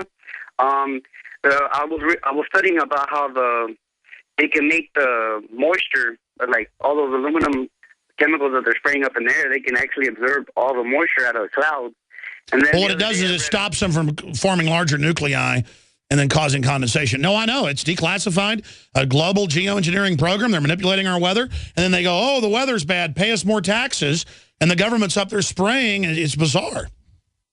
Yeah, I know. And then also I stumbled upon a secret project that was declassified, and it's called Project Paperclip, where they would cloud seed in Vietnam over the Ho Chi Minh Trail to make it rain nonstop, so they could. I actually had Ben Livingston, Dr. Ben Livingston, meteorologist, the father of weather weapons, who did weather weapon stuff in World War II. I think he's still alive. I had him on when he was like 90 years old. Then he got a national security phone call and was told not to come on the show, that he'd violated national security. It ended up being in Fox News after he was on my show. That interview, he came to Austin. He was from Midland. And he was advising weather mod companies all over the country that were doing legal stuff with medium planes, like make it snow for a snow resort or whatever, working for insurance companies that would have to pay out if it didn't snow at a snow resort. They'd call him in. Usually it was for insurance companies. And he was the guy that could make it in the middle of, the dry season, flood the Ho Chi Minh Trail with 10 feet of water. He would lead the squadrons in Vietnam under attack of SAM missiles with the aircraft. Think about that. He was in World War II as a fighter pilot and flew into typhoons at the end of World War II. The first guy to ever fly into a typhoon as a hurricane flyer. That's an eastern, is a typhoon. Western is a hurricane. One circles one way, the other circles the other. And then he was a fighter pilot in Vietnam. Just those old timers were really incredible. I mean, it's like, you think about all the stuff they did. He flew, I want to say it was like 500 missions in Vietnam under SAM attack, leading squadrons of planes flooding them. I mean, that is just Ben Livingston. We ought to find that interview. I interviewed him in the Radisson Hotel over here, and we ought to air that. And being around those old Texans, it's just about being around my grandpas. I'm telling you, John Wayne acts like those guys really were. But he was pointing out that used to Congress was barely paid enough to even buy their lunch. And then you want to go back to your farm or back to your business. It was an honor to help the country to go serve and then go back. Not to be red carpeted and private jetted and be exempt from all the laws you push on the public like Obamacare. Well, CNN is now reporting petition calls on Congress to give up their paychecks. I think that's a great idea. You know, I love how Dianne Feinstein went to Congress with less than $1 million, and she's worth over $100 million now. Her husband got billions from contracts government gave her that she even voted on. It's time to call these people out. I mean, this is a ruling establishment totally disconnected from reality. And I was saying you should do a report on that, dovetailing the statistics and historical facts of what they used to get paid. So maybe we'll have that sometime next week. Let's go ahead and go to Ramon in Florida. Thanks for calling. Thanks for holding. You're on the air. What's going on, Alice? The reason why I'm calling today is because, you know, like a lot of things in our world, people seem to nitpick about every little thing about a person, especially in our movement, because everybody tries to find any little one thing about you that's wrong or me that's wrong or, you know, David Icke or whoever, and then say, see, that's the reason why we can't trust this person. He sells whatever you sell on your website, DVDs, medicine, whatever. Well, obviously, I got to sell stuff to fund my operation. Again, that's another cop-out. The media, most of them get government funds and government and corporate contracts that were gotten from government funds, from taxpayers. We're free and independent, openly financed, openly where we get our money. And then it's like, ooh, he sells stuff. Of course I'm not a communist. But listen, the average weak-minded person always complains about anybody trying to fix things, because it's easy to complain instead of actually trying to fix things. See, but I noticed it's a lot bigger than that. Yeah, we could say every few people is the average, you know, not informed person who's just not sure about the things we're saying, and they don't just want to be listening to anything everybody says and just go along with it, and that's cool. But I've noticed it's like what you taught me about a few years ago listening to your show, COINTELPRO. I had never heard about the counterintelligence program until I ran into yourself. And then I started to research it and realized, like, hey, these tactics are being used today to divide our movement and even our own communities and our homes, because these tactics are used to divide people amongst things that really shouldn't matter. The things that do matter, they push them to the side. They try to get you to not focus on that and try to worry about things like sexuality or religion, or, you know, if everything I say is true and, you know, you can verify it. That's not the point. What this whole movement is about, people, is about enlightening people, opening their eyes to empower. Exactly. Exactly. It's not about believing what Alex Jones says. It's about realizing there's a bigger world going on. There is manipulation, and become aware of it, and then discover what's worked historically versus the tyranny that we're going under. And look, exactly, it's classic government divide and conquer to always attack those that are trying to promote liberty. And that's what they do. That's what Cass Sunstein at the White House said. They would pose as, quote, conspiracy theorists, people that question, and then cause infighting.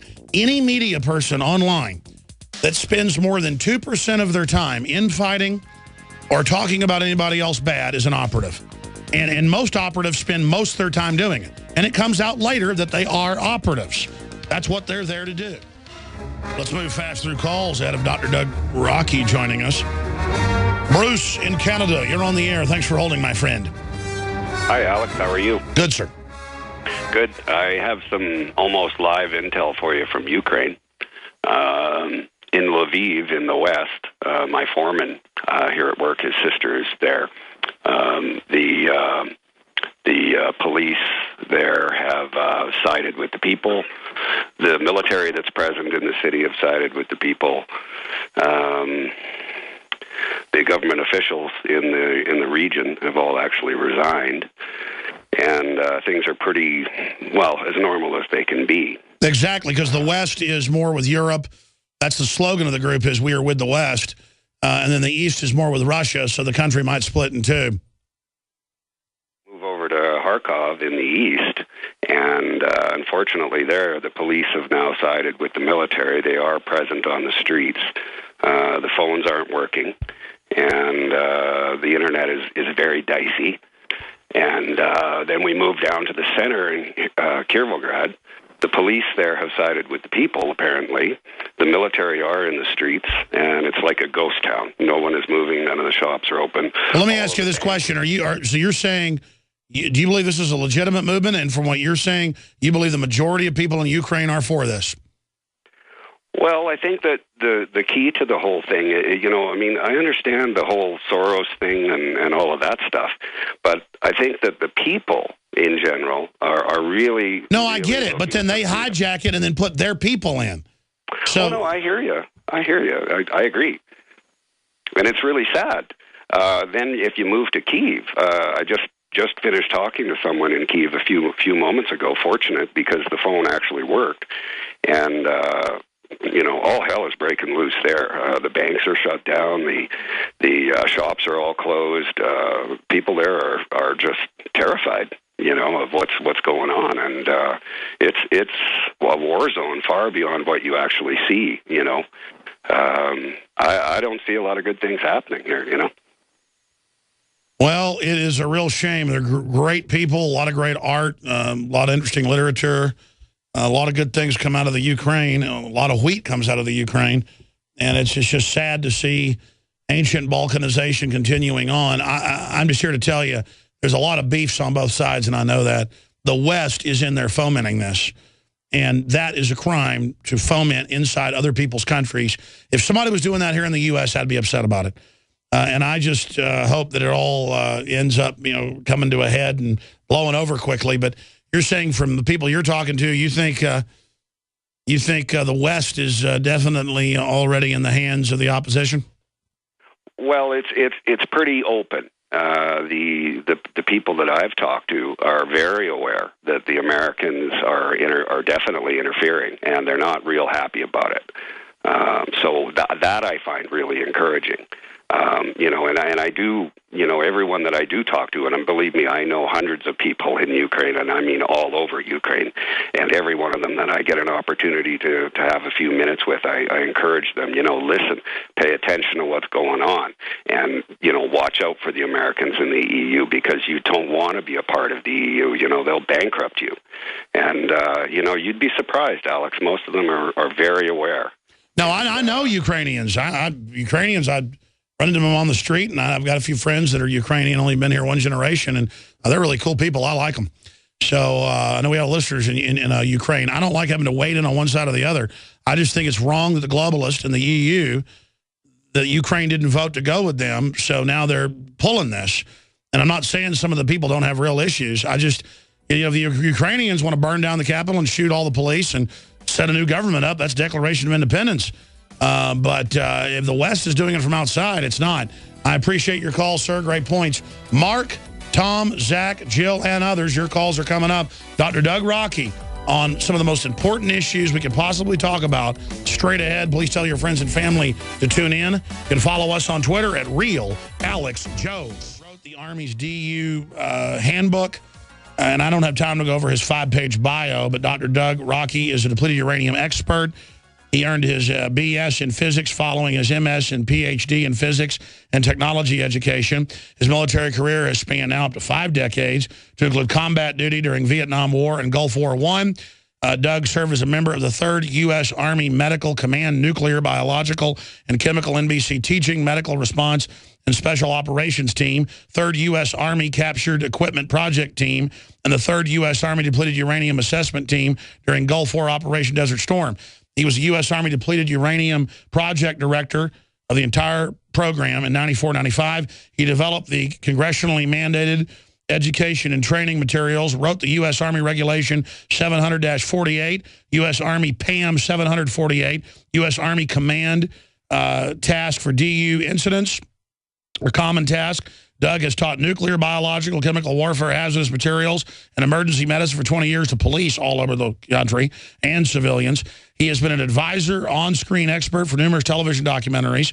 I just can't even cover it all. Dr. Doug has taught undergraduate and graduate courses in environmental science, environmental engineering, nuclear physics, emergency management, and was a staff physicist at the University of Illinois. And I just can't even go over it before he retired. He serves as the advisor of the U.S. Centers for Disease Control, U.S. Department of Defense, U.S. National Academy of Sciences, U.S. Institute of Medicine, U.S. Senate, U.S. House of Representatives, U.S. Department of Transportation, U.S. Federal Aviation Administration, U.S. Department of U.S. Defense, General Accounting Office, U.S. Department of Veterans Affairs, British Royal Society, British House of Lords of Commons, United Nations, U.S. President Clinton Presidential Oversight Board. I mean, I can't even do the whole deal. The point is he is the expert, Dr. DU.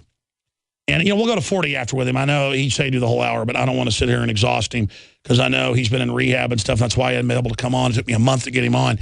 I wanted to get him on because when I had, a month ago, the sailors from the USS Ronald Reagan who were out there right off the coast of Fukushima doing disaster relief and who got sick within days and then now are in wheelchairs, blood coming out their orifices, teeth falling out, kidney failure, all the regular radiation sickness stuff, standard procedure stuff. I thought about Doug Rokke because they didn't even tell them they needed potassium iodate when they were on the ship. Only those that went on shore at the site were given that.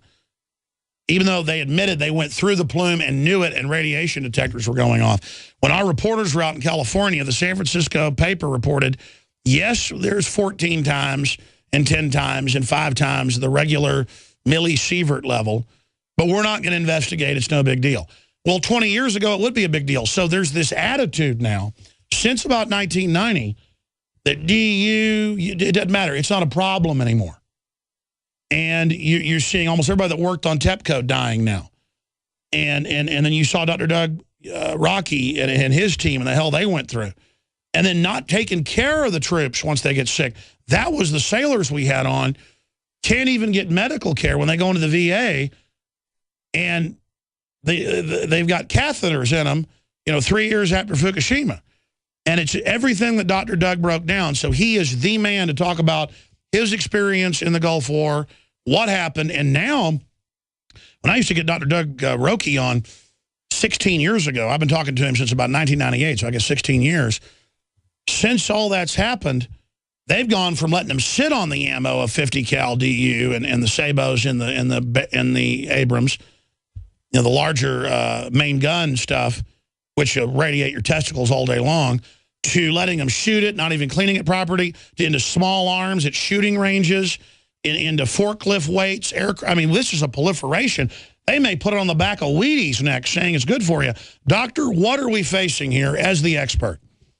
It's just a medical and environmental catastrophe. It's never ended. I mean, when we go back and all the stuff that I learned as the director of the depleted uranium project and having getting tasked by name to clean up the mess during Desert Storm, well, I got to remember, we had a direct order to disregard the health and environmental effects, alter all our reports to avoid all liability.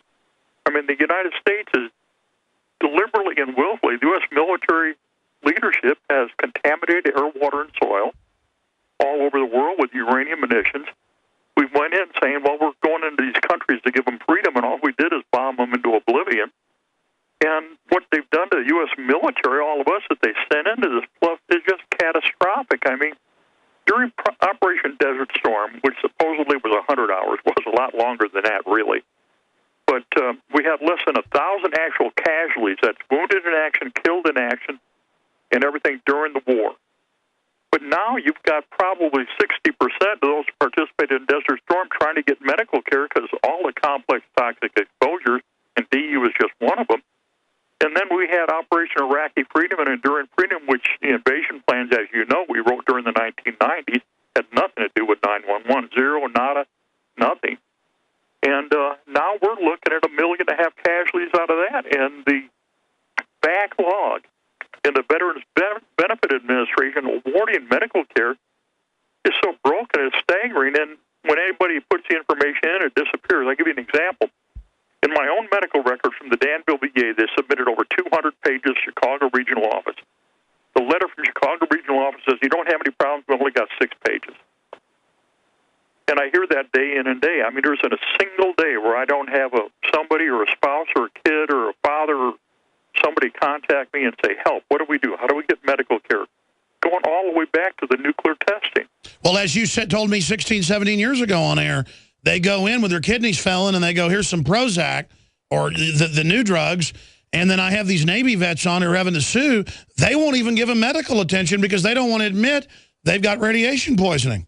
Well, they can't admit they have any of these toxic exposures. Just for example, right here in Rantoul, Illinois, Chanute Air Force Base, total confirmation that trichloroethane contamination in the Wisconsin aquifer, you've got the documents, you can verify it, exceeds what they know at Camp Lejeune And everybody in the military and the VA and DOD is freaking out about Camp Lejeune and the health effects, but they're disregarding all of these other installations. All these bases are contaminated because to admit one, they have to admit all. And once they have to admit all, they have to provide medical care to everybody going way back before. So that's right. And by the way, every time you come on, you always send us a bunch of documents. So while you're talking about this, for radio listeners, he's putting it on screen. And by tomorrow, we'll have that video archived from the live feed that's going out now. It'll be on Infowars.com for everybody.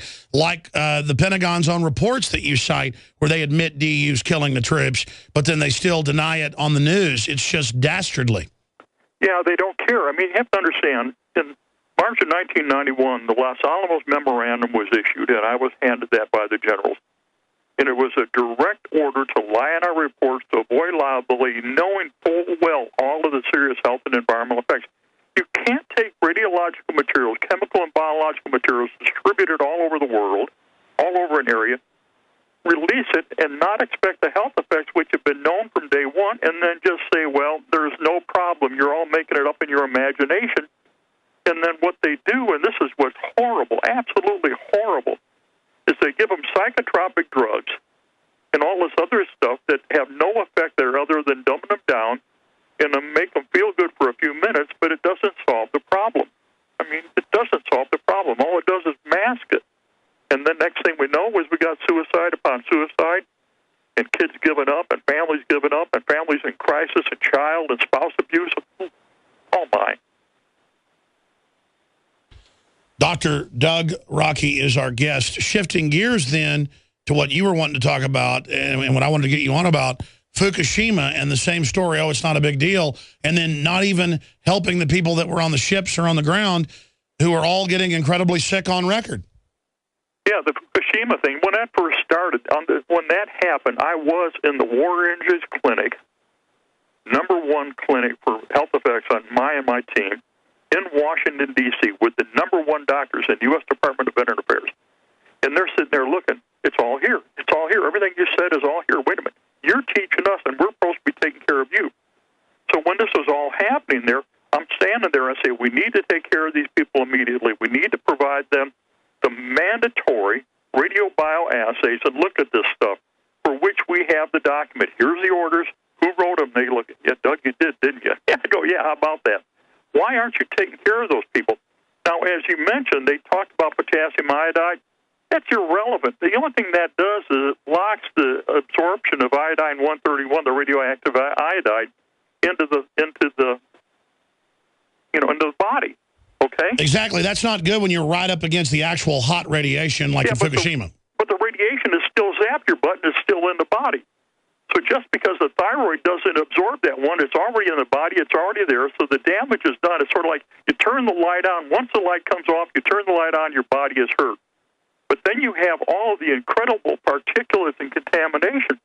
So when all that happened, I literally contacted the Navy, the Ronald Reagan, because I got their emails and everything, said, this is what you need to do. Here are the regulations mandated for training, mandated for environmental remediation, mandated for decontamination. And it's a nuclear-powered carrier, so they should know to follow their own rules. Correct. I've crawled all over that carrier. I mean, personally, I've crawled all over that carrier. I mean, I've been, I haven't been down in the reactor department, but I've been all over it. And the thing is, just a warrant of all things. So all this contamination was brought in. So they were less than a mile offshore at the reactor. All the stuff came in. Now, all the people are sick. Now, the medical care should be provided, and it should have been done day one, but they didn't do it because they can't acknowledge it. Now, the question that's come up, and the latest information I got from some of the sailors that have called here and the parents that have called here, is the question is whether or not the Ronald Reagan needs to be totally scrapped as a ship because of the extensive contamination. Now, what we learned from the research I did both in Iraq, Saudi Arabia, Kuwait, but more important, at the Nevada test site, Mercury, Nevada, for the Department of Energy, Department of Defense, Geiger counters don't work. And you can take all day long, and you're not going to find the contamination because of the way it works. And that's why so many people are sick. So when you look at the health effects on all of us and everybody else, and all the Iraqis, and everybody else have been contaminated, the guys in Somalia, the Balkans, all over the place, Vieques, Puerto Rico. Hawaii is a nightmare on the main island of Hawaii and Oahu from DU. And and you see the health effects are absolutely what's listed in the official VA document. So what should happen to the Ronald Reagan? Pardon? Well, what should happen to the Ronald Reagan then? Well, the Ronald Reagan, what should have happened right off the bat is the ship should have been pulled and decontaminated if they could even do it. The other thing, too, is they got to get bioassays of medical care based on the signs and symptoms all the soldiers or sailors are having. Well, this is the big issue I want to ask you then, and this is the crux of it. The troops have been treated like worse than birdcage liner for a long time, but undoubtedly the last few decades it's gotten even worse. The attitude with the deadly dust on 9/11 that they knew was deadly and they decided to cover up because they didn't want to admit it was deadly. With the DU, with Fukushima, with things that are in vaccines and things that are in drugs. I mean, even in the 60s, if a drug was hurting people, they would recall it. I've read it. I've studied it. They weren't perfect then, but there were a lot of recalls. Now they'll recall something if it's petty and doesn't matter, but if it's really big, they'll just ignore it and keep going ahead with it. So what I'm asking you is, what is the cultural change, or has it always been there, to absolutely not care about human life and just contaminate everything, and is it getting worse? It's greed. I mean, it's greed and money and control and power. I mean, look at everything that's happened throughout the Middle East and now into the Soviet Union and the Ukraine. All of this is about control of resources, control of terrain, control of pipeline things to get it over. Who's going to control what? I mean, we're looking at all the stuff in Syria. That's all about the pipeline coming out of Iraq and everything in Iran across through Syria out to the coast. And they've got to get that all stuff. So Assad doesn't want to go along with the same thing of what happened in Afghanistan, what's happened in Iraq. We're seeing it happen in Ukraine. So you've got all the powers that be that want to control everything, but they disregard the health and environmental effects of their military operations. It's sort of like, I mean, with the U.S. military, how many nations have we attacked and invaded now since I joined the military in '67? How many countries have we destroyed? How much have we contaminated? How many people have got sick and died? Not from the actual combat operations, from the toxic exposures. It's in the millions in the U.S. military. And now you've got all of the health effects on the civilians. It's sort of like right here in Chanute Air Force Base, Rantoul, Illinois. The trichloroethylene is off base into the water supplies. The houses where we know the contamination is based, and you got the report, you got the map showing it. They took the people off the map so they don't show up in any map, anything. You won't find it unless you go look for the house, and then they disavow any contamination in the water supply, even though it's on their own report that confirms it.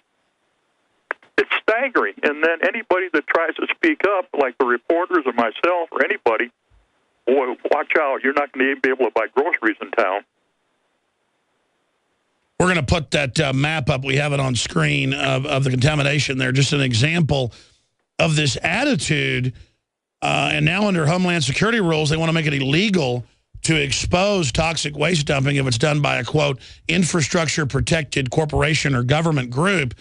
And I don't get where all these elites think their kids are going to grow up when they could care less about the world. I mean, I think you're right. I think it's a greed-based, decadent disconnect by the ruling class worldwide, kind of like the Soviets would throw nuclear reactors in a lake, too lazy to even bury it, or TEPCO would just have bulldozers lightly bury fuel rods that were ejected 2 miles into farmers' fields. It just seems like an absolute total laziness. I mean, if I got a fuel rod, I would be put in prison as a terrorist. Or if they caught me burying a fuel rod on my property, I'd get 100 years in jail under laws. But when government or corporations do it, it's just like, so what? What is going on here? I wish I had the answer. I mean, it's a cover-up and a disregard, because I think all these people that made the decisions are gone, all right, that caused this stuff, and some that are still making decisions are in power. But what they have to do is disavow any connection, because then they have to admit they messed up and now take responsibility for it. It's sort of like up there in western Washington, okay? Anybody that's blowing the whistle up there on all the nuclear studies and nuclear waste and the tanks that are leaking up there, in western Washington, the message got the other day is just like on me, the retaliation and, destroy the whistleblower. And we're not really whistleblowers. We're telling the truth to ensure medical care based on their own internal requirements. Now, granted, in depleted uranium, I wrote the regulations, but General Shinseki, who is now the Secretary of the VA, is the guy that ordered me to do it based on the direct input I gave him. You got the documents. And then once he signed the Army regulations, he never enforced them as an Army general. And now, as the Secretary of the VA, disavows any of it there, and his own staff goes around saying, well, there's nobody sick, unless they know everybody is. Well, and of course, this phenomenon that's always been there, but it's getting worse, now leaks into every area with the test scores dropping, the cancer rates going up 3,000% in North America, the breast cancer up even more, the diabetes, the brain disorders, the neurological disorders. I mean, you look at every metric, doctor, and I know you've got multiple degrees and have seen it from so many angles. What is happening biologically to North Americans? Why are we dying? Dr. Andres Cordoba said this at the 1999 Center for Disease Control Conference we had on Gulf War illness. And he said, what you have, and we figured this all out, you have all these complex toxic exposures, low-level exposures continuously because of the lifestyle we selected. People want all these advantages in lifestyle, not realizing that the anthem from the 60s and the 70s when you and I were in college starting it is better living through chemistry, is actually slow death through chemistry and biology. You can't contaminate air, water, and soil. You can't put all this stuff in the foods.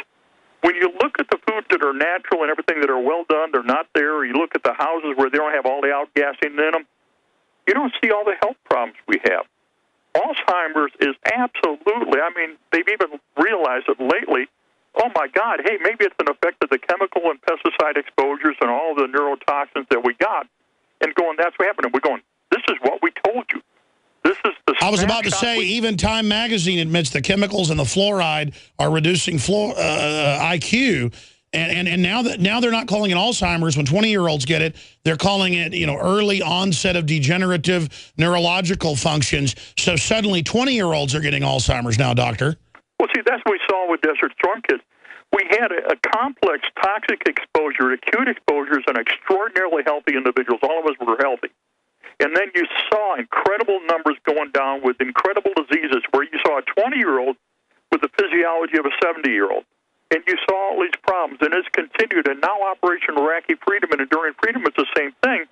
But then what's even worse, and I mean, just tears me apart, is civilians in these areas where we totally contaminated have no access to medical, they have no access to clean water, they have no access to clean sanitation, have no access to good food.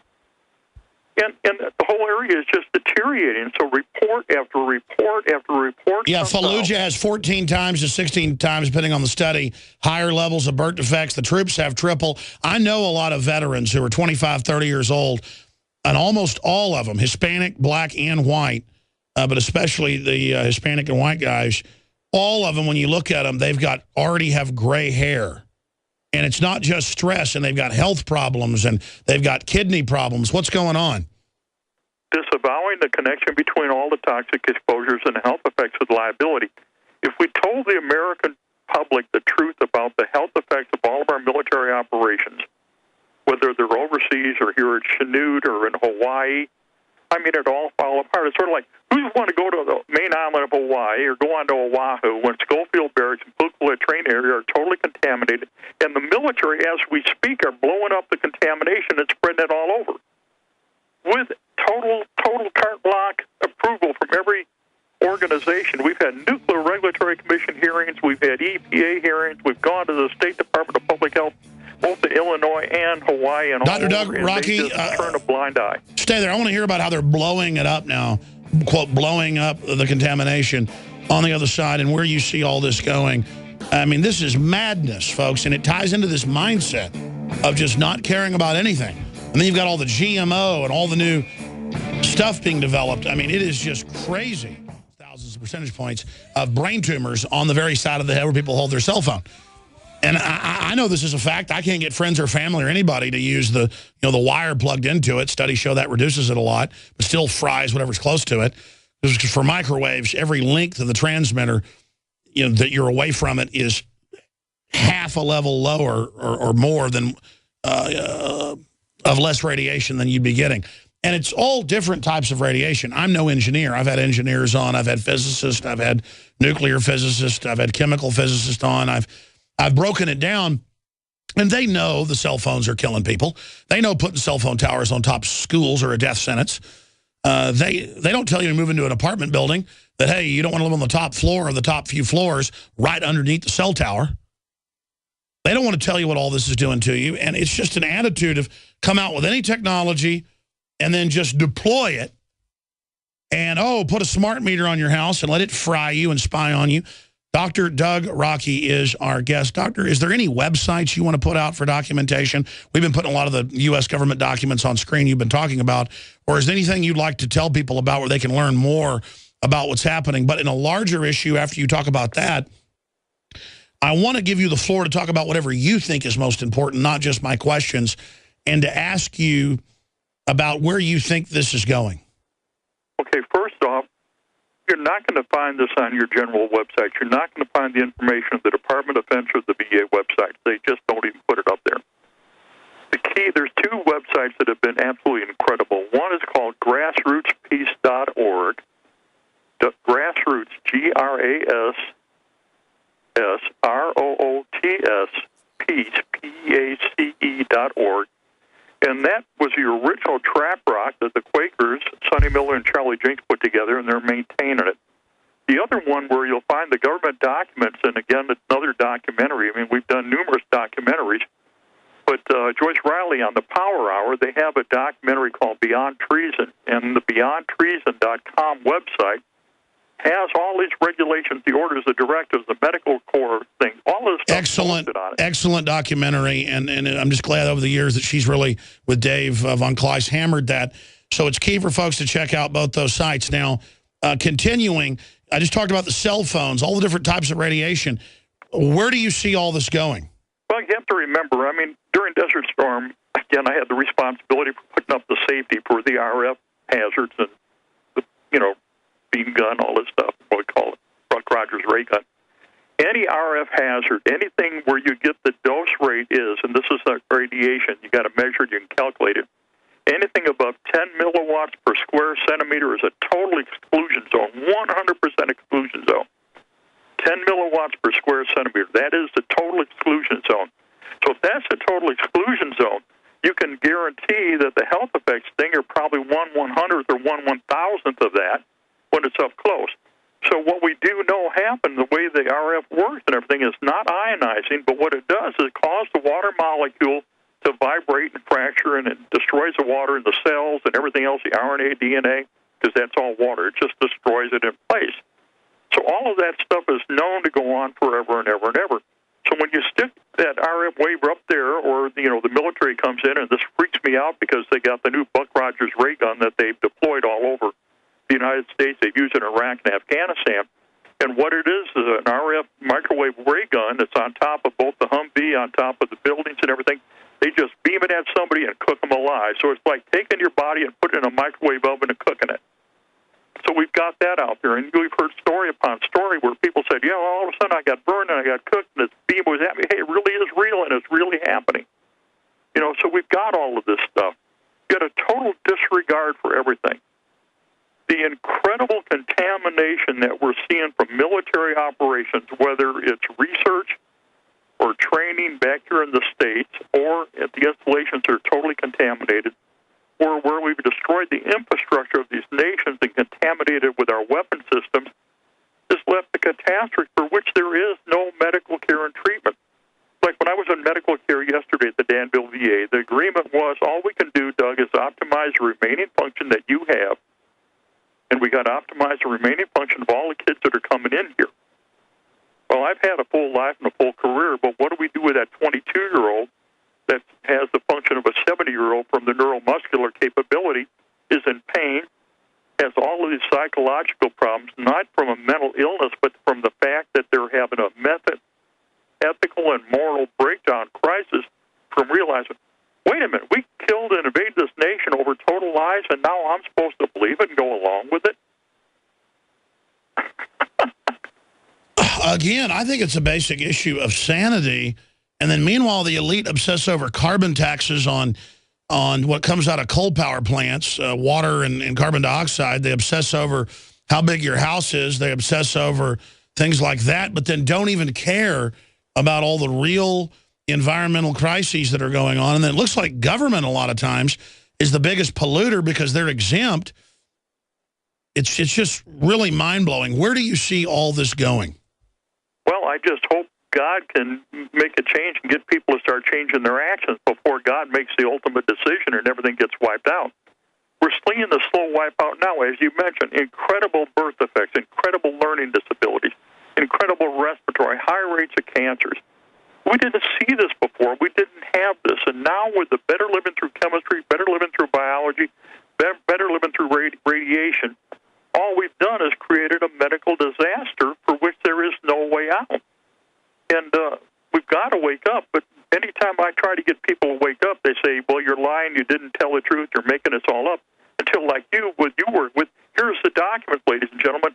It's not one that the guys yelling and screaming trying to correct it created. It's the internal documents of the government confirming the problems that they disavow exist.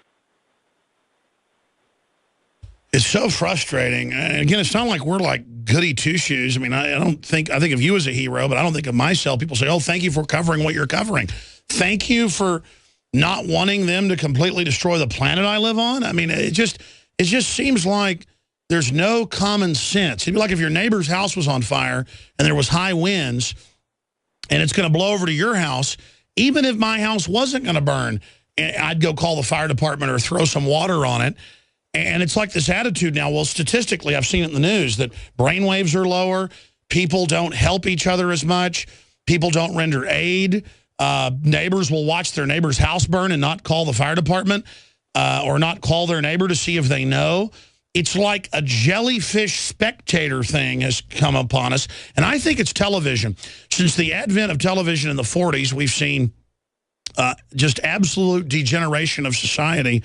In countries that got it later, like in Africa in the 70s, the same pattern where people just grow up watching this, and it's not real, most of it, and so it distorts reality. You're not down the street talking to your neighbors at the soapbox. You're not involved at the PTA. Plus, the world, doctor, got so complex, I think that it's like the old legend of Atlantis, whether it's true or not. They developed technology so advanced, they destroyed themselves. You know, we've got one of the problems, and as a teacher, and I've taught everything from kindergarten through graduate school now, and I have a lot of fun with the kids. The kids don't read. They don't read books. They don't go to the library. We'll put program after program together at the library, and I'm totally involved in that, running programs. We got snowed out here because of the snow and the ice the last couple of weeks. But it's so bad, so you can't get the kids to come there and read. They don't know their math. They're using their calculator or their computer, so they don't know their basic math facts. They can't do change when you go to the grocery store. They don't know how to multiply or divide. So therefore, when they go to get a job, whether they're a carpenter or a plumber or a car mechanic or an electrical engineer, they can't read, write, or do the math. And when you say, you know, it doesn't cost money to master this stuff. All it takes is time and effort. But somehow we keep throwing more and more dollars at it. Say, well, if we increase the salary of the teacher 3 times, all of a sudden the kids will start learning. Wait a minute.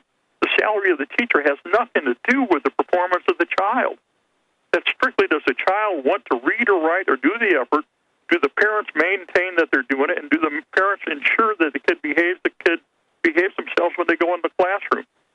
And today, at an hour class period in grade school through high school, you're lucky if you get 15 or 20 minutes actual teaching time because you've got to spend so much time on disciplined behavior and making up the stuff that they should have learned already because they didn't take the time to do it. Doctor, thank you so much for your time. It's always good to hear from you. How are you doing medically? I know you don't like to talk about yourself, but just describe briefly what happened to you and your team around the DU and your experience. This is an important testimony to have it on record. And any other points you'd like to add? Well, we all got sick within 24 hours of the initial cleanup, which, again, the military disavows we weren't there. And that was the highway of death in Kuwait. Yeah, we weren't there.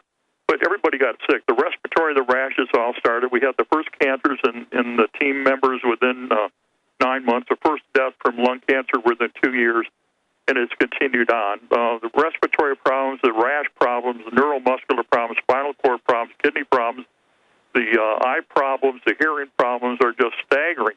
And when the weather starts changing like this, the pain is just astronomical. I mean, you can't get the pain under control. when temperature barometric pressure starts changing. And, I mean, I'm lucky. I can pour stuff and I have knowledge, but this kid out here that can't get the care or doesn't know what's happened to him or doesn't have the document to shove up the doctor's wazoo can't get the care, and then they get flustered. And I had a spouse contact me right before I came on the air. Help, help, help, I'm in crisis. What can you do? Can you get me help now? Well, that's what I'm working on before I called. You guys called, and what I'll work on after we get done. Simply amazing. And that's what's frustrating when you'll speak out on a subject, then everybody calls you and contacts you, and you get overwhelmed, and then you can't help people as much as you'd like to, and then there's this guilty feeling. Instead of feeling good about trying to do the right thing sometimes, I end up feeling bad because it's like I haven't been able to fix it. Do you ever have that feeling? Continuously for over 40 years. I mean, you know, I remember during the Vietnam War, I bought all this off, you know, and Christmas Eve of 1970, you know, we were supposed to have all the bombing halls. Well, I'm on a B-52 dropping bombs all over, killing people all over the place on Christmas Eve. I mean, we flew into our bombing point singing Silent Night, put the bombing tape back on, recorded the mission, put Silent Night back on, continued singing Silent Night after we had just killed hundreds, thousands and thousands of Vietnamese on the ground on Christmas morning of 1970, and it's not changed. Of course, as you know in the history books, we didn't bomb on Christmas. We didn't bomb at that time at all. Well, hey, we were there and doing it. Unbelievable. And it just gets crazier and crazier. And you look at civilizations, they always go this way. People become decadent, then they become crazy, then they become completely out of their minds. And it's like the days of Noah with just crazy people running around in all directions. And it's just going to get worse and worse. And I'm not trying to be negative. I just absolutely wish there was some way to reverse this. We need everybody speaking up, demanding that everybody, all of us who served in the military, get prompt and optimal medical care without any more discussion or debate, without the guy having to prove that he was there or having to prove that he got the injury. They got the medical problem. Everybody knows was there, but now they're demanding these kids somehow prove it themselves, and the kids can't because that's the new thing. I saw that in the news where they go, give us your medical records of where, and you're like, I don't have records of when I got shot. I was in the back of a Humvee in Afghanistan. What do you mean give me proof I got shot in Afghanistan? You're supposed to have that. Well, one day there was a fire.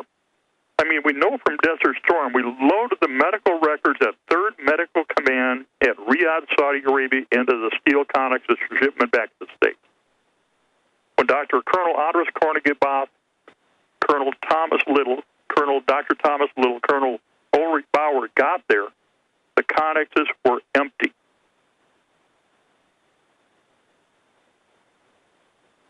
Yeah, and I don't know how they get the other military personnel or contractors to throw away people's medical records. See, everybody's going along with this, or a lot of people are, and folks ought to get, when you screw somebody else, that allows you to get screwed later. And it's not even some thing in the universe, though that operates as well, as you know, Doctor. It's that when you actually, the example is if there's a nice community pool you like, I don't mean to be gross here, and you go and not just pee in it, but take a dump in it, and everybody else starts doing it, is that going to be a nice pool to be in? No. And I just don't understand how the establishment is absolutely soiling everything. They're just disgusting people, Doctor. Well, I think so. I've been trying, and all the guys I know on our team have been trying to clean it up for a long time. We're going to continue to try to clean it up, despite, overt retaliations and beatings. I mean, literally, physical and psychological attacks is an ongoing thing. You've seen the evidence of it. You've seen the photographs. So it's not a question that it doesn't happen. It's just, why do they keep getting away with it? Well, the people that allow them to do it are the people in charge, so there's no accountability. That's right. All right, Dr. Doug Rokke, thank you so much, sir. Thank you, sir, and thank you for help and everything. We'll send you some more. We got the post-deployment physical assessment form. I'll send that to you. We need to make sure that's put up so everybody in the military, from no matter going back to World War II and beyond, can use that to get medical care. Yeah, we should. We'll spend a few minutes explaining what that form is. We'll do an article about it. Yeah, I sure will. All right, we'll talk to you again soon, sir. Thank you very much. Thank you, sir. He's a really good guy. Amazing story. And there's so many people like that out there, and they tell them they're heroes and tell them they're great, and the media tells you you're great while they're using you. And as soon as they're done, they just throw you out like trash. And everybody serving the system better understand that and better think about that long and hard so that you understand what we're facing. You know, documents came out. Doug Rokke sent them to us years ago. He got them from a general. They were leaked. It became national news when it happened. That they knew that Agent Orange was going to cause birth defects and kill the people that used it. And that they'd actually, in Vietnam, added a synthetic neurotoxin to it to get around the Geneva Convention, barring nerve gas being used. And that they'd actually added a special thing to Agent Orange over there that had a neurotoxin. It was really a chemical anti-personnel weapon. And that's what people were breathing. And it was not just killing the Vietnamese, the Viet Cong, which is bad enough. Our own soldiers were breathing that and had lesions all over their organs, their hearts, you name it. And my uncle, the doctor, said, looking at scans of his heart and stuff before he died, said, oh, we see this a lot with helicopter pilots from Vietnam, an old heart lesion, basically a mini heart attack from Vietnam. And think about it, Monsanto, who owned that, made billions. It was billions of dollars back then spraying it. And it was just a death sentence for everyone. I mean, just absolute death sentence. And undoubtedly contributed to my uncle's early demise and other problems in his family. And it's just an illustration of how this stuff affects everybody. I mean, these companies are evil, evil. MyPatriotSupply.com/Alex or 866-229-0927. And they have great customer service as well. Let's briefly also tell listeners, you can support the broadcast this way, plus get the word out. I came up with a design idea, but one of our great graphics folks put it together, Cade. I think this is the best T-shirt we've ever put out, and the listeners think that too. It's the best selling. Just a week into it. It is the Molon Labe with the Spartan helmet, the crossed M4s behind it, the victory laurels around it. We have an InfoWars version with Molon Labe on the back, InfoWars on the front in Greek, and the number 1776 under it. And then we have the other one that's really the best seller that just says Molon Labe in the Greek on the front with the Spartan helmet. So that's all available at InfoWarsStore.com in the Made in America section, MadeIn1776.com. And it's a great way to meet like-minded people and promote defiance to tyranny and promote the culture of liberty. It's a culture war, as the globalists have said. Zach in Morocco, thanks for holding. I didn't look up and see that you were calling from Morocco, so I apologize I had you hold so long. Oh, no problem. No problem, Alex. It's been a very powerful broadcast so far. I see all this stuff going on in Ukraine, and I can't help but draw the parallel to Libya back in 2011, what occurred with the complete overthrow of that government. I mean, the big story in the news was Benghazi, but truly the big story, I think, is the actual overthrow of that government. There's no raid on the compound if you don't destabilize the country and murder the leader of a sovereign country. And call the al-Qaeda forces that you've given heavy weapons peaceful demonstrators. And again, it's not that Gaddafi was wonderful, but compared to he'd been peaceful for decades and been working with the West for 8 years, they totally set him up. And it was a criminal action. And now, 3-4 years later, what do we hear about what's happened in Libya? Well, they admit it's a totally hellhole level place, and they admit it was terrible what happened. Absolutely, and at the time, like you said, Muammar Gaddafi was not a saint by any means, but he was building up the country and dealing peacefully with the sub-Saharan Africans, the black population. The black population in Libya today is absolutely being treated like trash. Where are the black leaders? Where are all these people coming out against the Obama administration? When you see, he was in charge of this operation in Libya that completely destabilized the country. Where are the leaders at? No, I mean, that's what they're doing. And it doesn't mean there aren't beefs on both sides in any of these conflicts. It just means the globalists, the same ones doing this all over the planet, are the ones behind it. And now Benghazi's been fully taken over by al-Qaeda there. A bunch of towns fly al-Qaeda flags over their cities. It is a nightmare scenario. Great points from Morocco out there in the Mediterranean. Let's talk to Tom in New York. Thanks for holding. Go ahead. Hey, how you doing, Alex? I'm doing all right, brother. Good. Hey, I got two things I'd like to, if I have time here. I'd like to get your view on, I don't know if you saw it in the news, Andrew Cuomo, the governor of New York. wants to give prisoners a free college education. Well, of course. I mean, he's a criminal who wants to violate the Second Amendment and the First Amendment and says good pro-life people should leave the state. Cuomo is a thug pig.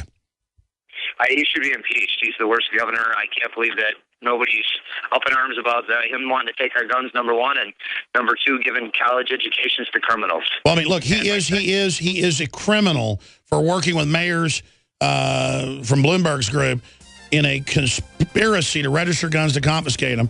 It is criminal to try to disarm us and overthrow our Bill of Rights. It is criminal to tell people that don't agree with him politically to get out of his state. He is a disgusting gangster thug piece of trash. God bless you, sir. Anything else? Thank you. No, I had another point, but I'll call back another time. I'm going into overdrive. So come back, make your final point, Tom. 5 minutes overdrive. Then Jill, Lee, and Fred. I'm going to go to all of you. Infowars.com/show for the free feed. We're in overdrive. Tom had one more point from New York. Go ahead, brother. Yeah, this is a different subject, but yeah, I know you listen to a lot of heavy metal, or you have it in your intros and stuff like that. My question is back in the 80s, like when Tipper Gore and all her little goony friends were trying to create the Parents for Rating Music Commission, do you think they were actually demonizing heavy metal because it was a political statement and they were trying to wake people up about the repression that was going on? Well, yeah, they wanted to ignore all the real bad stuff going on in media and act like they were doing something good, putting parental labeling on things that only, in most cases, increase the sales 10 times. But again, most of the stuff I like, I mean, if you look at something like Megadeth, it's not satanic, it's anti-tyranny. Or if you look at something like Billy Corrigan, you know, it's kind of a media thing. There is obviously satanic music out there all over the place, and we criticize it. I just play a lot of it because I like it, and it's high energy. And that's why Michael Savage plays it. So it really comes down to that. Thank you, Tom. But yeah, and the Tipper Gore stuff, that was all just grandstanding to manipulate the social right to vote Democrat by Tipper Gore. Let's talk to Jill in California. You're on the air. Go ahead. Oh, hi, Alex. I'm just floored by that Dr. Rocky's testimony about all that the radiation and his experience is just awful. I was going to talk about the Second Amendment, but that just really got to me. Well, and the thing is, it's just ongoing. And it's like, what's wrong with the establishment? It's not just like they don't care stuff's leaking and having problems. They're expanding it all. Yeah, and I don't know if you know of Ken Rolla. He's an engineer and a health expert. He specializes in radiation mitigation. No, I haven't heard of him. Well, you can Google him. His last name's Rolla, R-O-H-L-A. Okay, well, what's he saying? Well, he instructs people how to build their own devices and how to do soil mitigation when you're growing your garden. You can structure your water. You can structure your soil. Interesting. I'll look into it, Jill. I'm going to jump to the next person. Thank you. Lee in Iowa. Lee, you're on the air. Go ahead. Hello. I'd like to talk about the situation in Ukraine. Yeah, go ahead. You're on air. I concur with the caller earlier that had spoken to several people in Ukraine. My wife is Ukrainian, actually, from Kiev. Lucky man. In Kiev. And, oh, yeah, she's something. The people there are just wonderful, and I can tell you... Yeah, it's not just they're good-looking women. I hear they're just really real women. Oh, very, very much feminine. But I can tell you at this point, no matter how this revolution started, I can tell you the people who live there are very much for liberty in Ukraine. They know Russia is sticking its fingers into this. Oh, there's no doubt Russia and the West are doing it. And the West. But I think at this point, the average man is completely fed up with the Ukrainian government. The corruption there runs very deep. It carries over from the Soviet era. You know, if you want anything done, you got to pay a bureaucrat to do something. And the deputies and the ministers, you know, they live very good lives because they get all the money skimmed off. And I just, at this point, I don't see a peaceful end to it. Yanukovych and his party, they know if they give up, they're either going to prison or they're going to be executed, I think.